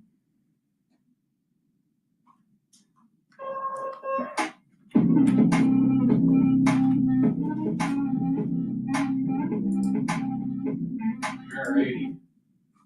Please go to my store, the-studio-reykjavik.com, and get the probiotics. I either have it in the powdered form or in the veggie cap form. Take them every day. This is going to help to populate your gut biome. This is going to allow for your immune system at the gut level to improve. You're going to be able to absorb your nutrients better. You're going to have better metabolism, and you're going to have better brain function, better sleep. Good gut biome also helps with your skin. A lot of people don't realize that good health starts at the gut level. So please go to my store, get the probiotics either in the powdered form, which is the way I usually take it, or the veggie cap form. Both are very high quality. Take them every day. Super important to take every day.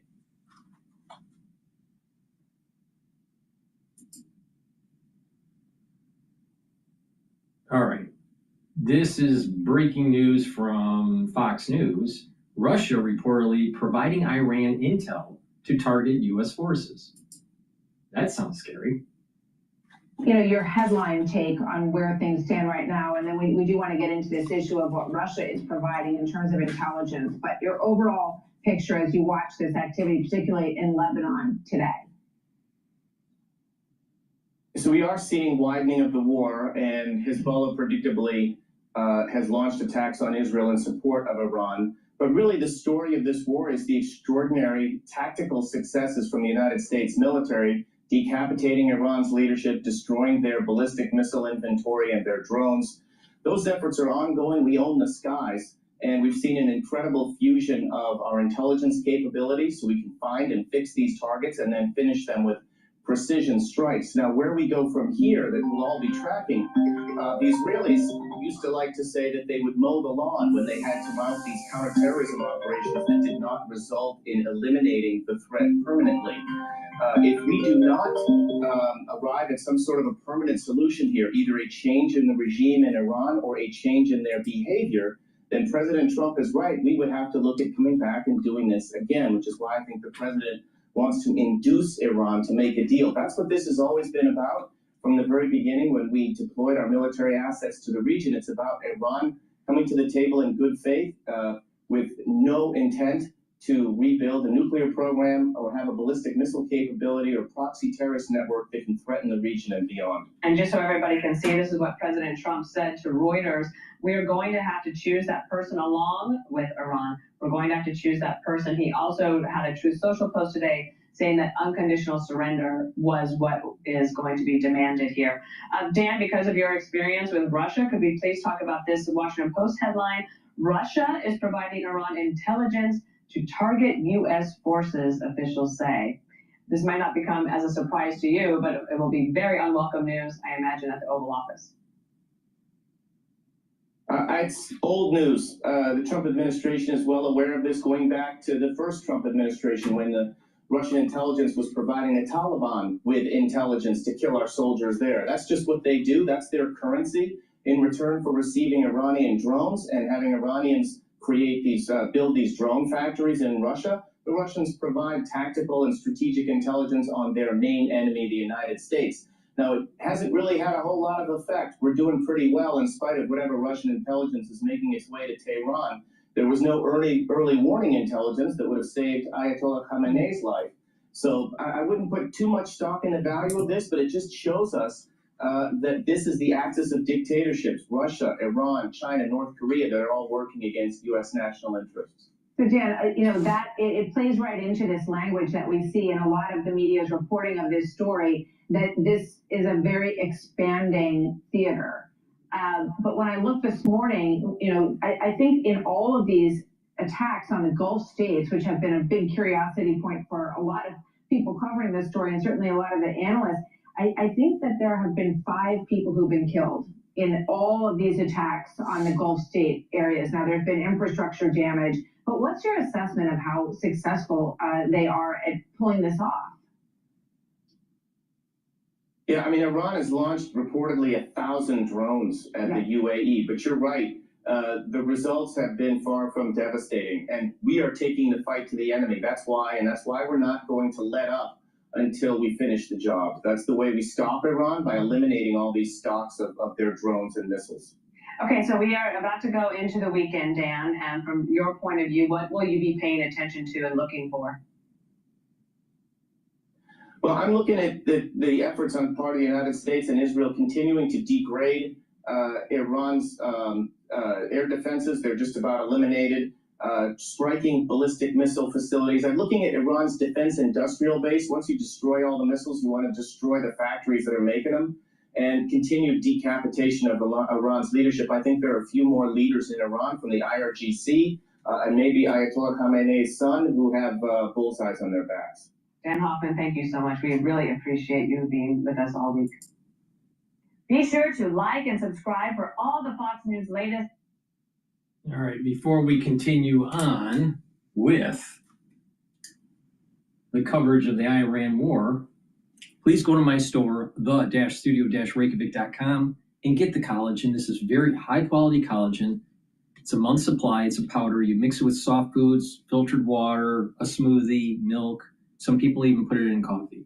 But take it every day, and this will help with your skin, your nails, your hair, but also it will help with your joints, musculature, bone density. Do some resistance training when you take the collagen. Really important. Take it every day. I also have a great new product called Super Strong Relief. This will help with your pains from either sore muscles, arthritis, even headaches. You apply it topically, and if you have a headache or a pain, it will relieve it within 30 to 60 seconds. All right? So this is a great way to relieve pain from arthritis, pulled muscles, even headaches. So please go to my store, get the Super Strong Relief. Very high quality. Use discount 5 and you get $5 off any order. And digestive enzyme complex. This will help to break up carbohydrates, proteins, and lipids and reduce the load on your pancreas. When you get older, especially when you hit about age 40, your pancreas doesn't function as well, no matter how healthy you are. It's really important to keep a healthy pancreas. You don't want to turn into a Steve Jobs, right? So digestive enzyme complex breaks up those carbohydrates, proteins, and lipids and allows you to absorb those nutrients easier. Take it every day. If you're an athlete, younger or older, you will also benefit from digestive enzyme complex because you're taking a pre-workout or post-workout fuel source. This will help to break that up and reduce the load on your pancreas. So please go to my store, get the digestive enzyme complex. Digestive enzyme complex also has bromelain in it, which is an enzyme to help to break up clots. It's fibrinolytic. So this will also help with cardiovascular health. And guess what? It also helps to break up glycoproteins. It has proteolytic enzymes. Super important, especially during the crisis that we had in 2020. That's the reason why I said to my audience, take the digestive enzyme complex to weather the storm in 2020. All right? So if you pay attention to me, you get a lot of benefits. Get more bang for your buck if you buy my products. So please go to my store, the-studio-reykjavik.com, and get healthy. All right, with that, let's continue on with the war. All right. Let's listen into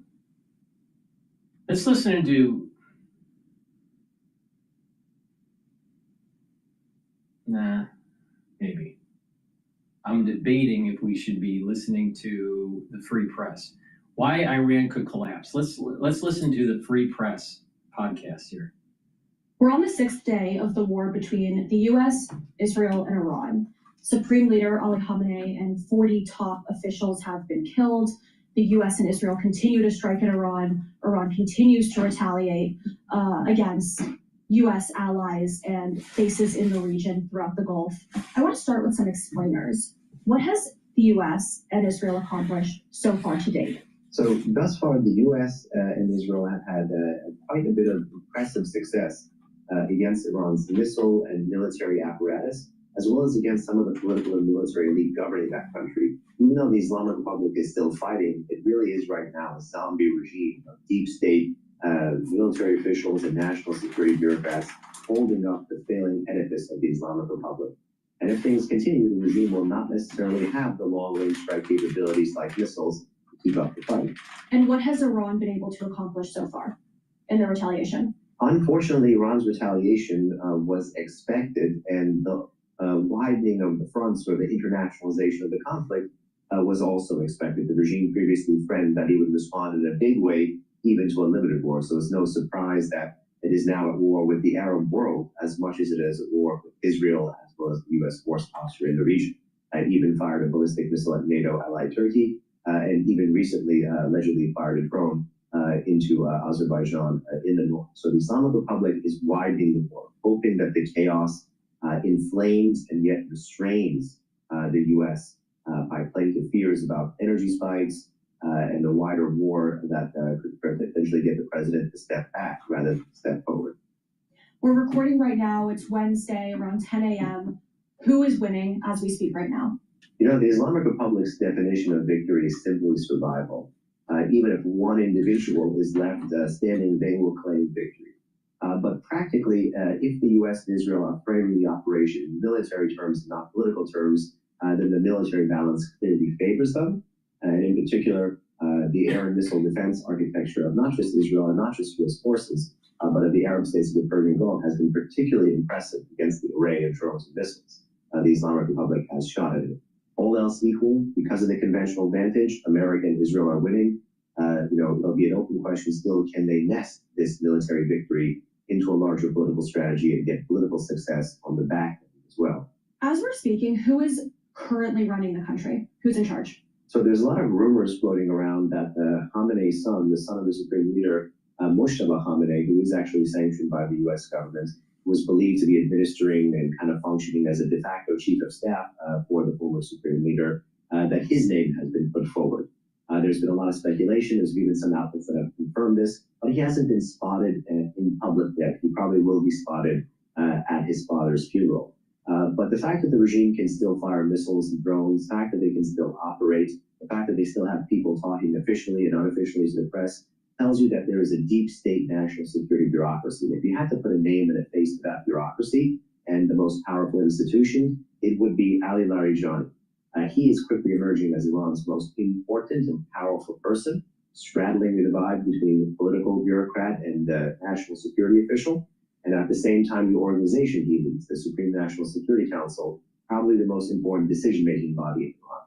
But if we're talking more broadly, the most important institution, it's got to be the security services, particularly the military, particularly the Islamic Revolutionary Guard Corps, which is the custodian of Iran's missile and drone arsenal. Regardless of who becomes Iran's next supreme leader, it's almost irrelevant at this point because there is such a deep-seated national security bureaucracy in the Islamic Republic that was one of the legacies of the 3.5-decade-long serving dictator, Ali Khamenei. This is the bureaucracy that's essentially keeping the zombie regime afloat at the moment, and this is the bureaucracy that will come to the aid of whoever is Iran's next supreme leader should the Islamic Republic survive. There have reportedly been meetings about who should come next. And then, of course, yesterday Trump said, this is the exact quote, "Their leadership is just rapidly going. Everybody that seems to want to be a leader, they end up dead." How much confidence do you have in the long reign of whoever they pick versus the U.S. and Israeli strike capacity to take out whoever the next choice is? Well, to be a high-ranking national security official or political official in the Islamic Republic right now is probably a very dangerous job and a risky proposition.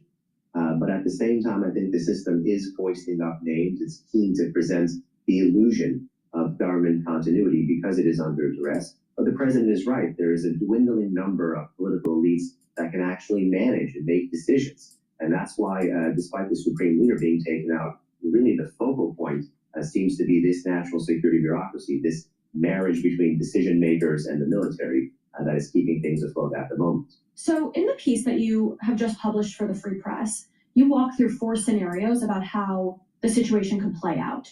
The first scenario is essentially the regime survives and becomes more brutal. Can you walk us through scenario 1?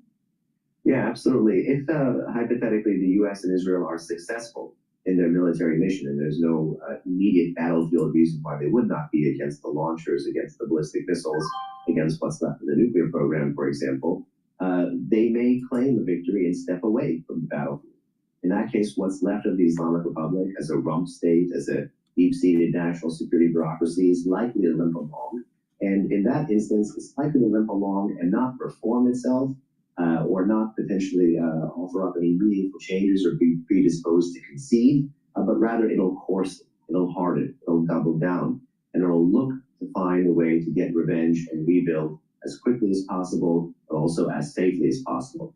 And in the current era, when its proxies are down, when its missiles are being taken down, ironically, it'll be in a post-strike scenario that the regime will be more interested in a nuclear deterrent than ever before. And how might the regime act? So at home and abroad, the regime, if it survives as a rump state, is going to be more paranoid, more vengeful, and more lethal than ever before. A good historical parallel after a military defeat in the Middle East could be if the IRGC can reconstitute itself, if a theocratic regime can reconstitute itself in Iran, and we aren't successful in booting up a constitutional republic, even though we may have knocked out their ballistic missiles, continental ballistic missiles, even though we knocked out manufacturing of weapon-grade nuclear weapons, right? They still are smart people that can make biological weapons. This is the reason why you can't have the IRGC and you can't have the theocratic regime alive. They have to be completely destroyed and never come back. Or we won't be worrying about nuclear weapons. We're going to be worried about biological weapons.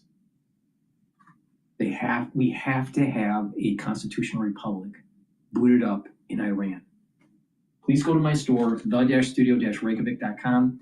Get the resveratrol. Resveratrol will help to soak up free radicals because it's It'll help to reduce inflammation and soak up those free radicals, help with the health of the mitochondria. You'll have more energy. This will help with youthful gene expression and help to get rid of cells that are in senescence. Now, when you take resveratrol, your gene expression, called epigenetics, will improve. And because of that, you will age slower. This stacks really well with C60. So please go to my store, get the resveratrol. Resveratrol also helps the basal layer of your skin. That's where new skin cells are produced. So please go to my store, get the resveratrol. And heirloom barley. Heirloom barley is a high quality protein. This is a month's supply. Take it every day, mix it with soft foods, filtered water, a smoothie, even with milk. It's up to you. You take it every day, it's dual purpose. It's going to detoxify your body, bring down inflammation, and soak up free radicals because it's an antioxidant. And when you do that, you're improving your cardiovascular health, you're improving your brain function, you're helping your immune system, you're helping your endocrine system. Please go to my store and get the heirloom barley. You can stack it with the resveratrol, but taking the heirloom barley, you're going to be detoxifying your body, bringing down inflammation, and soaking up free radicals. So your energy levels are going to improve. Even your joint health will improve. Why? Because you're bringing down inflammation. So please go to my store and get the heirloom barley. Uncle Hussein's Iraq after 1991, who may not have had the military capabilities to fight against the West, although he still signaled that he would.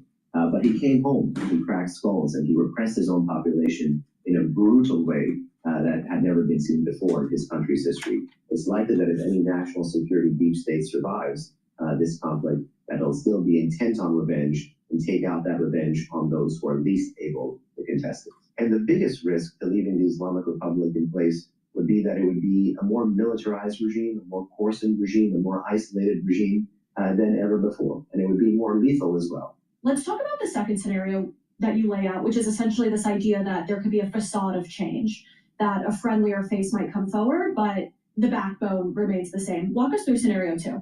So in the highly likely event that America and Israel are successful at defanging and neutering many of the regime's long-range strike capabilities, the Islamic Republic is going to step back and coarsen. But if that coarsening is met with a sustained policy of pressure from above and pressure from below, from the street, then it's likely that the Islamic Republic is going to try to get out of this pincer movement. And it will try to do that by at least offering a pathway for stylistic change rather than substantive change. Here, the real fear is that the Islamic Republic could use and abuse political prisoners, rotate them, have a quote-unquote more managed selection process for who becomes the country's next president, or create new political institutions that mean nothing. Think of this as a facelift with no change in substance. And the goal of this for the Islamic Republic would be to get concessions, to get international sympathy post-conflict, and to get sanctions relief and outlast the Trump administration again.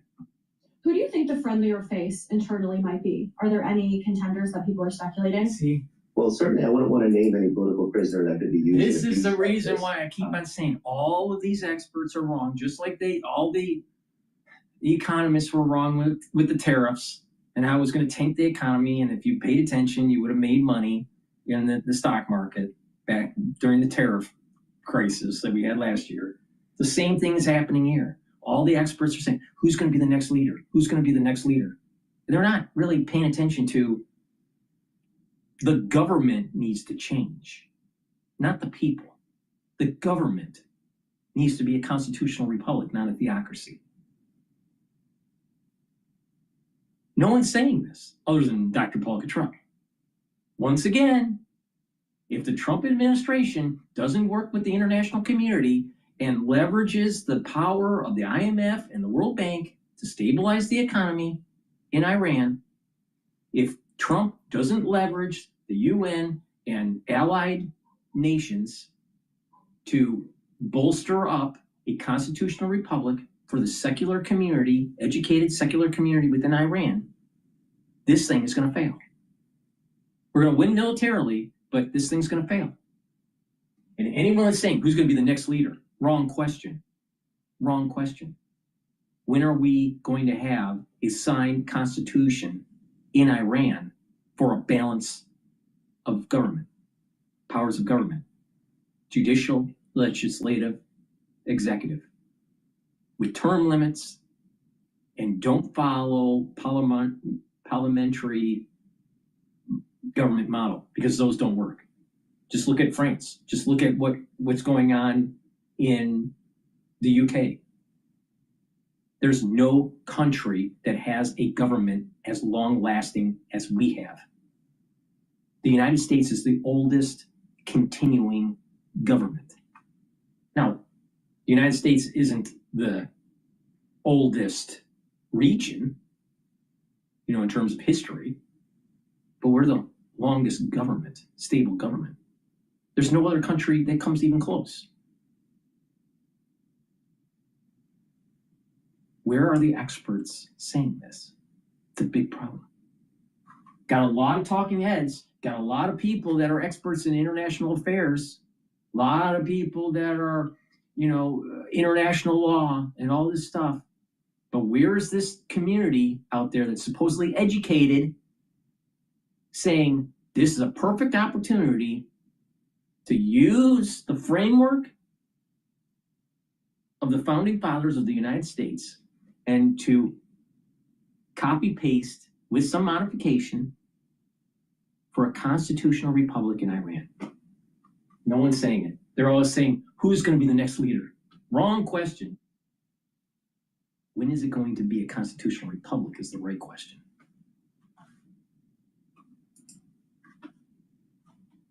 There is a former prime minister under house arrest, Mir Hossein Mousavi. There is the option of going to the fringes of the regime's political elite that are currently not employed, like former President Hassan Rouhani, and trying to create a quote-unquote national reconciliation government. There's lots of options that the Islamic Republic has to choose from if it's going to offer stylistic change. The more important question for the West is, what will it settle for? The third scenario, popular revolution, a real regime change. Walk us through scenario 3. In many ways, the popular revolution model is the model that brought us to this conflict to begin with.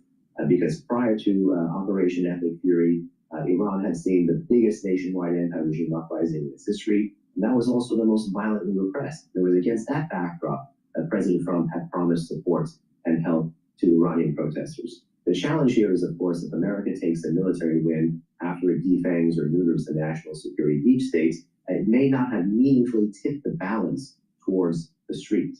There is a way to do that, however, by staying in the fight, by shifting the tools that the U.S. is using, moving away from, for example, B-2s and F-35s and moving towards drones and cruise missiles and A-10s, for example, things that could be used to target in a more localized sense the apparatus of repression. If these U.S. and Israeli air power is able to instill fear across Iran's national security state, if they're able to foster defections, if they're able to engage in covert action and information operation campaign to get the guys with the guns off the streets, or get them to understand that they have more to lose by staying in a fight and defending a regime that is essentially a zombie, this can actually pave the pathway for the next round of protests. Many people believe, for example, that the Iranian population has been cowed and is now afraid given the violence against them. That is not my understanding of the population. They are angry and they are determined and they're looking for an opportunity, and a gutting of the security services and a shredding of command and control. Exactly. And if they have if the international community embraces them, they can have a constitutional republic. But if we have a bunch of Western countries saying who's going to be the leader, wrong, wrong, wrong, they won't have a constitutional republic. They may have a democracy, but it's going to be unstable. And because of that instability, there's going to be another theocratic regime in the years to come that just rises up. No talking head is saying leverage the international community, stabilize the economy, and usher in a constitutional republic. They're educated enough to embrace it. Stupid, stupid, stupid. Overeducated people reading lots of books in the background, but yet can't solve the problem.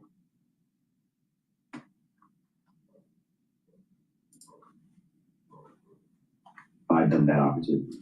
To what extent is this already happening? I was reading some reporting about Israeli intelligence sources saying that Iranian soldiers, police officers, IRGC members are not showing up to their posts, likely out of fear of being victim to one of these bombings. What do we know about these reports so far, and what does this tell us in the context of Scenario 3? We're getting a lot of anecdotal evidence that Scenario 3 could be driven towards by U.S. and Israeli air power, even though air power in general does not have the best track record of sponsoring or fostering regime change.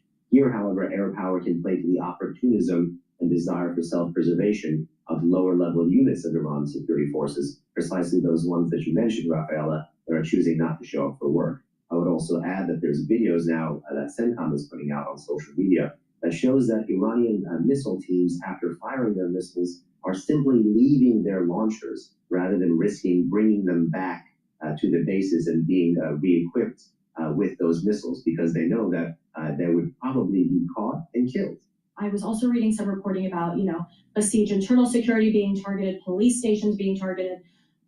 What do we know about the U.S.'s intent on that side? Well, the U.S. and Israel seem to have a division of labor here. I would say Israel is the one who has been targeting elements thus far of its apparatus of repression. The U.S. seems to be focused on this counterproliferation and defanging mission that basically goes against the bases, the depots, the storage facilities, as well as these trucks called transporter erector launchers that move and fire Iran's vast arsenal of ballistic missiles. But Israel seems to have struck certain police stations and IRGC headquarters compound in Tehran.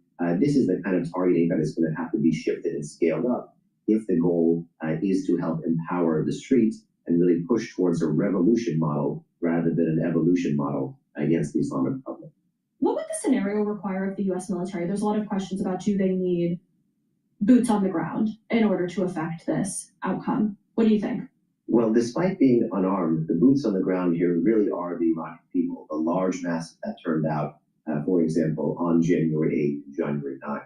The goal of air power should be to help pave a pathway for a mass volume of these protests to be able to take the streets, take over their security institutions, take over their political institutions, and get what's left of the guys with the guns either offside or to flip. This is risky, but so is everything else that the U.S.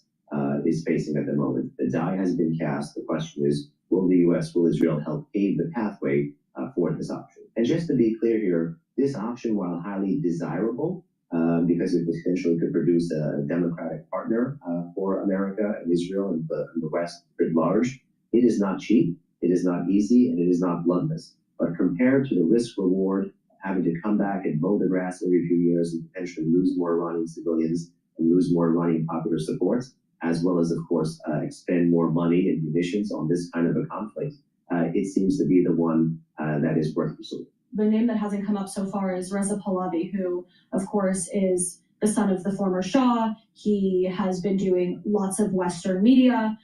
People in the diaspora, Persians in the diaspora, seem to like him. There seems to be a cohort of people inside Iran that like him. How does he fall into this scenario? One need not be a monarchist to see the value of having Reza Pahlavi lead such a transition, given his ability to draw crowds both inside Iran as well as outside Iran. Should America, Israel, or others help gut Iran's security forces and pave the pathway for return of protesters on the streets, Reza Pahlavi is someone who can help draw significant volume here towards that effort. Given rising Iranian nationalism as well as the Crown Prince's popularity, the goal for Washington and Israel should be to help foster political change away from the Islamic Republic as quickly and as painlessly as possible. I don't see many other exiled or even internal opposition figures that can draw the crowds and carry such legitimacy that the Crown Prince has. Again, this isn't an endorsement of monarchy. This is a pathway that can help get Iranians back in charge of their country. The point is that so bring in the grandson of the Shah, and maybe they'll have some sort of democracy.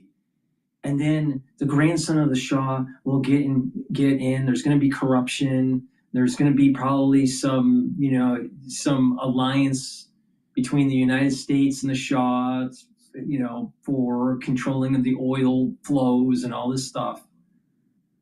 No, that's the wrong path. The wrong path. Wrong path. This is what Trump should do. The leader of giving birth to a constitutional republic in Iran is Donald Trump. All right? Now, Trump's not going to be the leader of Iran, but the leader of birthing the nation into a constitutional republic. And the people are going to vote. And they're going to pick through elections who they want. They have elections, all right? And they have a constitution that has rights of citizens that are aligned with the Enlightenment. Property rights, the life, liberty, and property rights. A theocratic regime can't give that because it's going to be aligned with the Quran. And the Quran is not in the Enlightenment. In many ways, it's antithetical to the Enlightenment. And a monarchy, through the whim of the monarchy, is going to throw away civil liberties. Constitutional republic guarantees them. That's the difference. This is the reason why this expert is full of shit.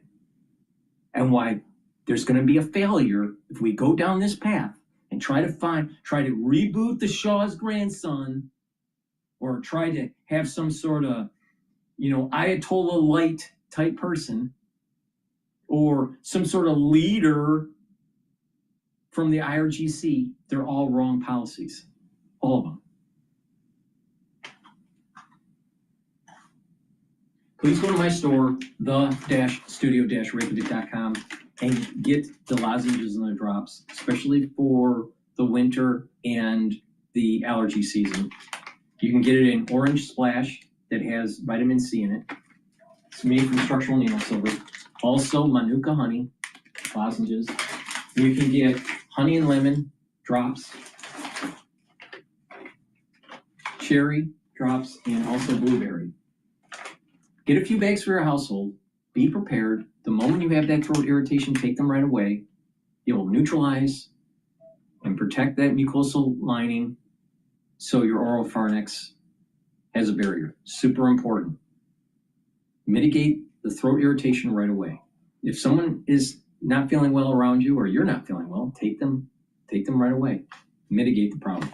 Please go to my store and get the structural nano silver drops and lozenges. Use discount 5 and you get $5 off.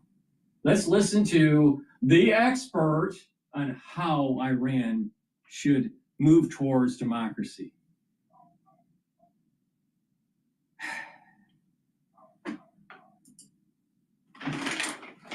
We have 90+ million revolutionaries. The goal is how to get this 90+ million in charge of their own destiny. The fourth scenario that you lay out is essentially state collapse. It was the most alarming one to read about.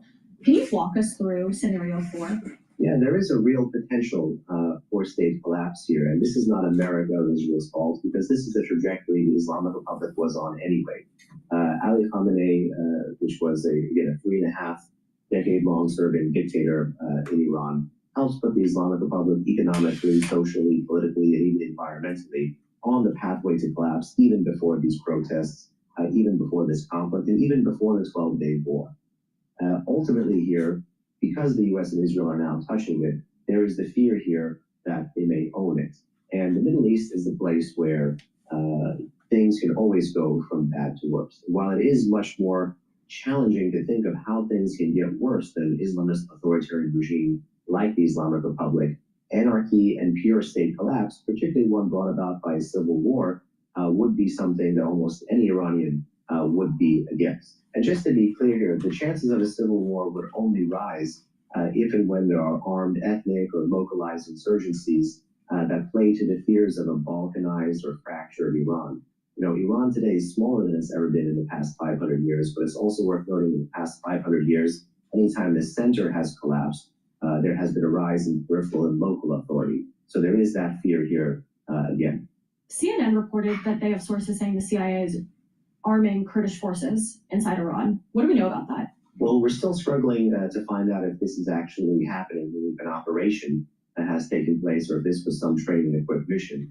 As you know, the U.S. has worked by with and moved through the Kurds as a counterterrorism partner, both in Iraq and Syria, against ISIS. But one reason why this may make the not-so-silent great majority of Iranians inside that country nervous is because of fears of political secession and balkanization and, again, civil war. And many of these groups have internecine rivalries within other Kurdish families and factions in Iran's west anyway. But I think it would be a mistake to project a sectarian conflict onto a national uprising and revolution. In the past 24 hours, Iran struck Azerbaijan. There's a large Azeri Azerbaijani population inside Iran. There have been, throughout history, some Azerbaijani separatist movements. How does that strike impact scenario for balkanization, state collapse? Potentially, if the Islamic Republic has a philosophy of it's us or we burn the country, kind of like the Assad regime did for a very long time in Syria, they may have even intended that to be the case. I mean, they struck a country which recently has used military force to take territory, which recently, in its political and really informational messaging, has tried to lay claim to Iran's two Azerbaijan provinces. And ultimately, the regime may be looking to widen the war in its north, just like it's been trying to widen the war in the south as part of that same flawed strategy of internationalizing conflict. Again, I think if anyone is responsible for pushing for straight fracture, it's not Western policy, it's the Islamic Republic itself. But we shouldn't be putting a loaded gun in a shaky hand there. Do you think everything we're talking about could in some way help the regime because it will unite the country and create sort of nationalist sentiment out of fear of the balkanization? Unfortunately, this is a talking point that the Islamic Republic has used and abused for many years, that it's us or the country we turn into Libya, Syria, or Iraq. And the worst thing, I think, for Western policy to do would be to actually vindicate some of those talking points, whether they were by former Supreme Leader Khamenei or former IRGC Commander Soleimani. There have been many, many lines like this. And one way the West can actually guard against this is actually, in its political messaging, to be promising to retain the territorial integrity of Iran. This way, it gets the not-so-silent great majority of protesting Iranian nationalists and keeps it on its side as they are on its side at the moment. So out of all of the scenarios that we walked through, Iran becomes more brutal, more repressive, facade of change, real regime change through popular uprising, or this sort of state collapse. What do you think is the most likely based on what we're seeing? Should the Trump administration end military operations within the 4-week window, it's likely it will achieve military success. But I actually think political success may seem a bit too far off or may seem a bit too daunting for the Trump administration. It's likely that the first scenario, meaning the national security rump state, that deep state, would remain and would calcify and would force it. That would raise the question for the administration, what next? How can you shape it? How can you mitigate it? And how can you really press upon those internal fissures, if there are any at that point, to help push for a better Iran policy? Because unfortunately, leaving such a state at the helm will almost guarantee more hostility, more enmity, more conflict, both inside Iran as well as outside of Iran. To close out, what are you looking for in the coming days and weeks as this conflict unfolds? Well, in the days and weeks ahead, what I'm looking for is if the Trump administration articulates its end state of what winning with respect to Iran looks like. I think I know what that is for me and for many Iranians. It is a country that is actually led by its own people, that is able to secure its own destiny, and has a government that reflects the views, values, and interests of its own people, and has a foreign policy based on national interest rather than on revolutionary ideology. That would be a win. Yeah, it's called a constitutional republic.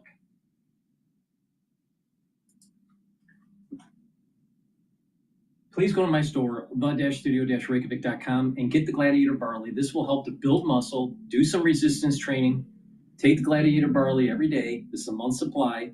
You can mix it with soft foods, filtered water, a smoothie, or even with milk. But this will help to build the muscle, bring down inflammation, so you're going to recover quicker during your workout. But by bringing down inflammation, soaking up free radicals, and detoxifying your body, you're going to help your cardiovascular system, boost up your immune system, boost up your endocrine system, even help with brain function. Because when you bring down inflammation and soak up free radicals for your brain, your neurons perform better. Please go to my store, get the Gladiator Barley, slow down the aging process, and boost up that immune system. You can take separately or synergistically Myotrol. This helps with the gene expression to build muscle.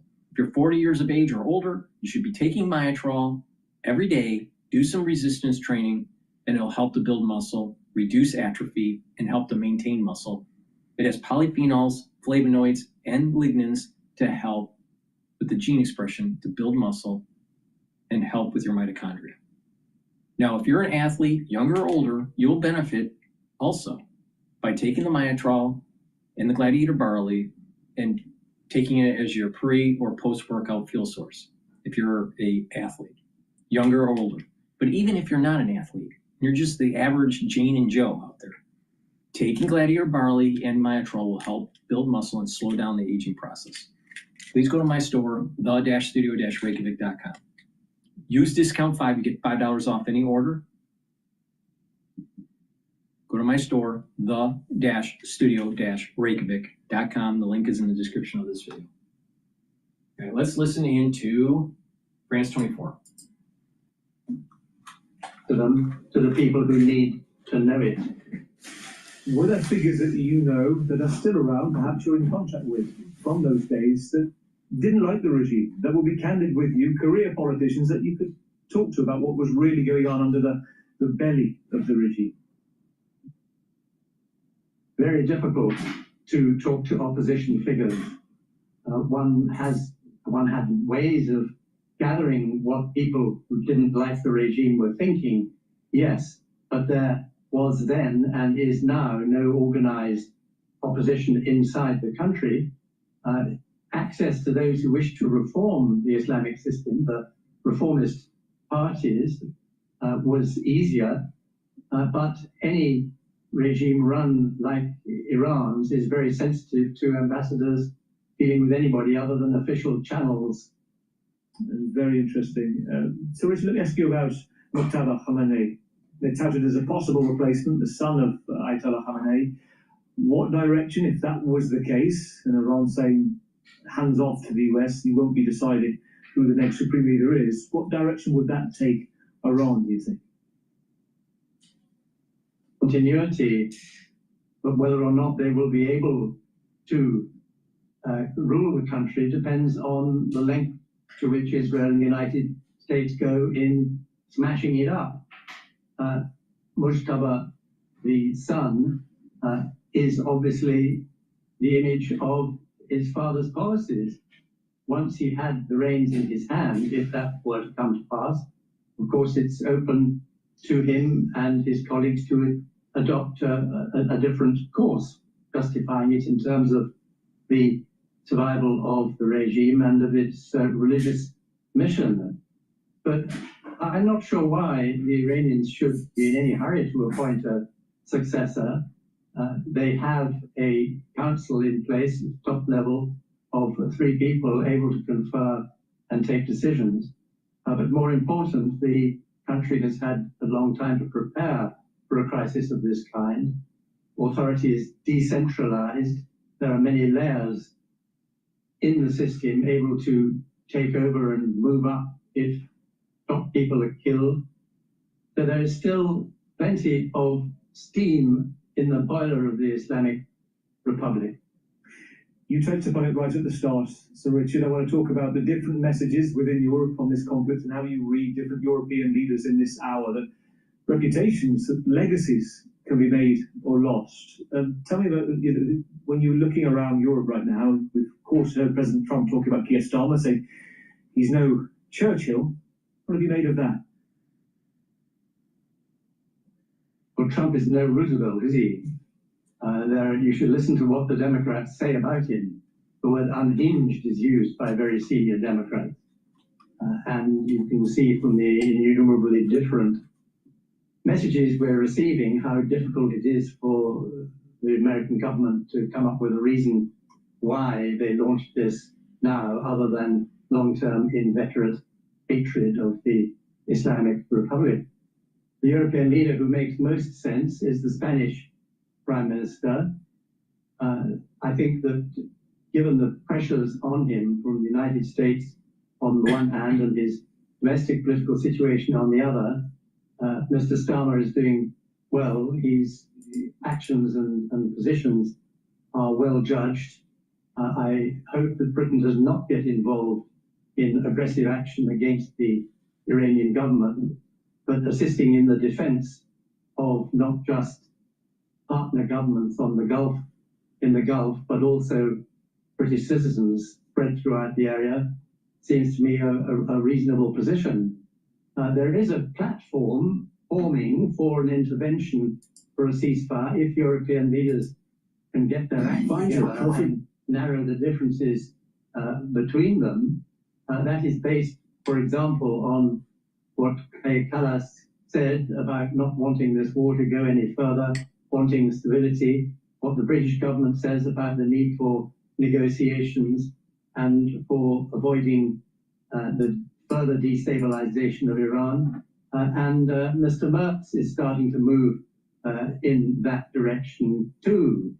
So given the prospect of severe disruption to the world economy and above all to our Gulf partners, given the sheer misery of the losses of life and the ability of the international community to obtain assurance diplomatically of there never being materials available in Iran for a nuclear weapon. And given the fact that the scale of the military assault now will contribute to secure containment of Iran in the future, the time really has come to try and call a halt to this, to de-escalate and achieve a ceasefire and a negotiated arrangement for the region, which would include not just diktat from Tel Aviv and Washington, but would incorporate the views about the future from Iran's neighbors, such as Turkey and the states of the Gulf Cooperation Council. That's a very interesting point. Effectively, that by combining Europe, petrostates, the Gulf states, Turkey, Iraq as well, you have this, basically Europe's voice. There is a wider voice in the room, and it's not just a back and forth between Iran and the US. There is a voice that has to be dealt with because of the sheer size. It's also, so Richard, the 80th anniversary by happenstance or not of Winston Churchill's Iron Curtain speech this week, warning of increasing measures of control back then in 1946 from Moscow. Fascinating in light of current events in Europe, Russia's influence in Iran too. And it's notable, Putin called it this week, the assassination of Khamenei, the cynical, quote, murder of a great statesman. He said it violated international law. Make of that what you will. The message clearly speaks to the art of Kremlinology and its current alliances. But do you see a Churchillian figure anywhere in Europe or on a world stage right now? No. No, I don't. The crisis in the affairs of the British Empire and Commonwealth called forward a man whose public career began in the very early years of the 20th century, who had fought in the First World War, who had been a journalist before that in the Boer War, who was a master of British and European history, who had contacts all over Europe. He had the deepest affection for France. And no such figure can be created in the circumstances of the 21st century. But collective endeavor, including the European Union, is capable of moving mountains. I mean, we did see, although it may not be fashionable to recall it, a spearhead of the European movement trying to sort out this question in the early 20th century, the E3, Britain, France, and Germany, in consultation with the United States, in close consultation with the European Council, with the High Representative in active support. Now that effort eventually brought the Joint Cooperative Program of Action, the JCPOA, in 2015. Obama was, of course, absolutely right to join that effort in 2007, or whenever he became president. I can't remember the exact year. And it was his authorization of back-channel talks with Iran in 2012, which led to the breakthrough. Now, Israel has achieved its objective, stated at the time, of sabotaging that agreement on the spurious grounds that it would enable Iran to develop a nuclear weapon. But of course, Israel has been, particularly Mr. Netanyahu, has been saying since the late 1990s that Iran was months away from a nuclear weapon. And President Trump has now picked up thoughtlessly and recklessly that chorus and repeated it yesterday with the lie that Iran was a fortnight away from a nuclear weapon. This is spurious, and Europe's voice is not strong enough in challenging the prevalence of propaganda. What happened in 2002 and 2003? The British government, the United States government, propagandized their own people to create a political case for the war that they wished to wage against Iraq. And look where that got us. Thank goodness Mr. Starmer is saying that the lessons of Iraq should inform what we do now with Iran. But the European leaders need to internalize that and stand up to warmongers. Well, it is that lack of a European cohesive voice, isn't it, right now? Just a final thought, because somebody we haven't mentioned this so far, and given the spread of this conflict, a name that is worth a mention is Mark Rutte. An interesting case here, too. The NATO Secretary General, he's chipper, he's upbeat about the scenario. He says he thinks Washington knows what he's doing. What do you make of that? Well, I don't know what he's drinking. Netherlands, of all countries, should know what follows when the rules of international order are jettisoned by strong countries. Now, I do sympathize with him in that his overwhelming priority may be to retain United States goodwill over Ukraine, which is such a massive threat. The war, Putin's war there, is such a massive threat to European security. But again, European leaders should be jogging his elbow to remind him that NATO, as a military alliance, has kept the peace, but it has done so because of the principles of international order which accompanied its creation, which the North Atlantic Treaty is all about.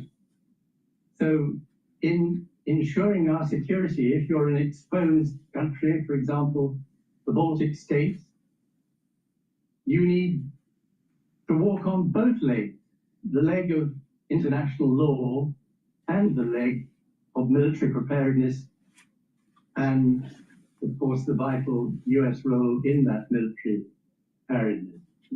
So Richard, very good to hear your thoughts tonight. Thank you. Sir Richard Dalton, former US ambassador to Iran and Libya, a UK ambassador, I should say, and former Consul General in Jerusalem as well. Thanks for your time.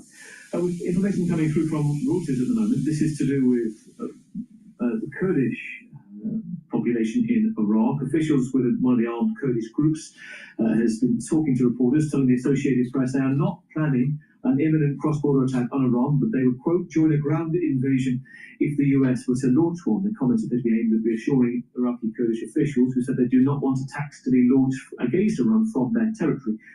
Fearing would drag them into the conflict. Let's bring in our international affairs editor, Andrew Hillier. Andrew, good to see you tonight.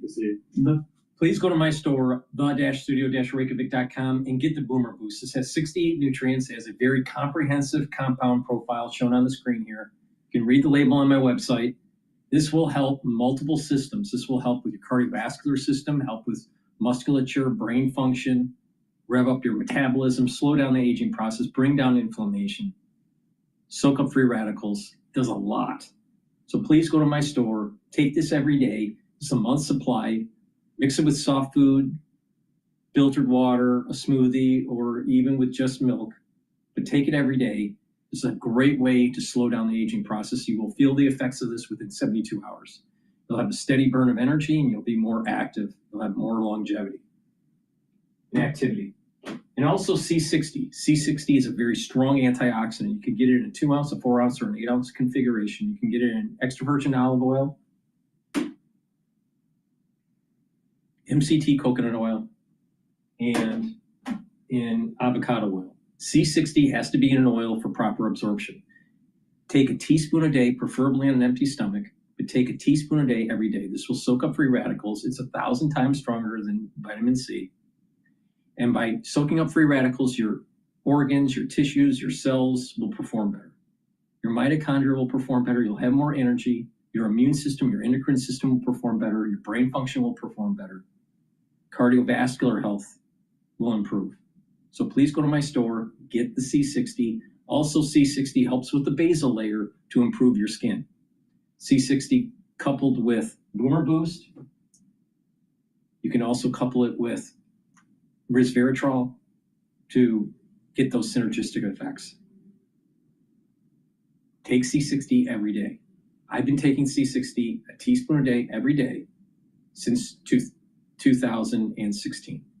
So, slow down the aging process and improve your organ systems by taking C60. That's the end of my broadcast. Thank you for listening. I greatly appreciate it. Please go to my store, the-studio-reykjavik.com, and help support the channel. Thank you for listening and have a nice day.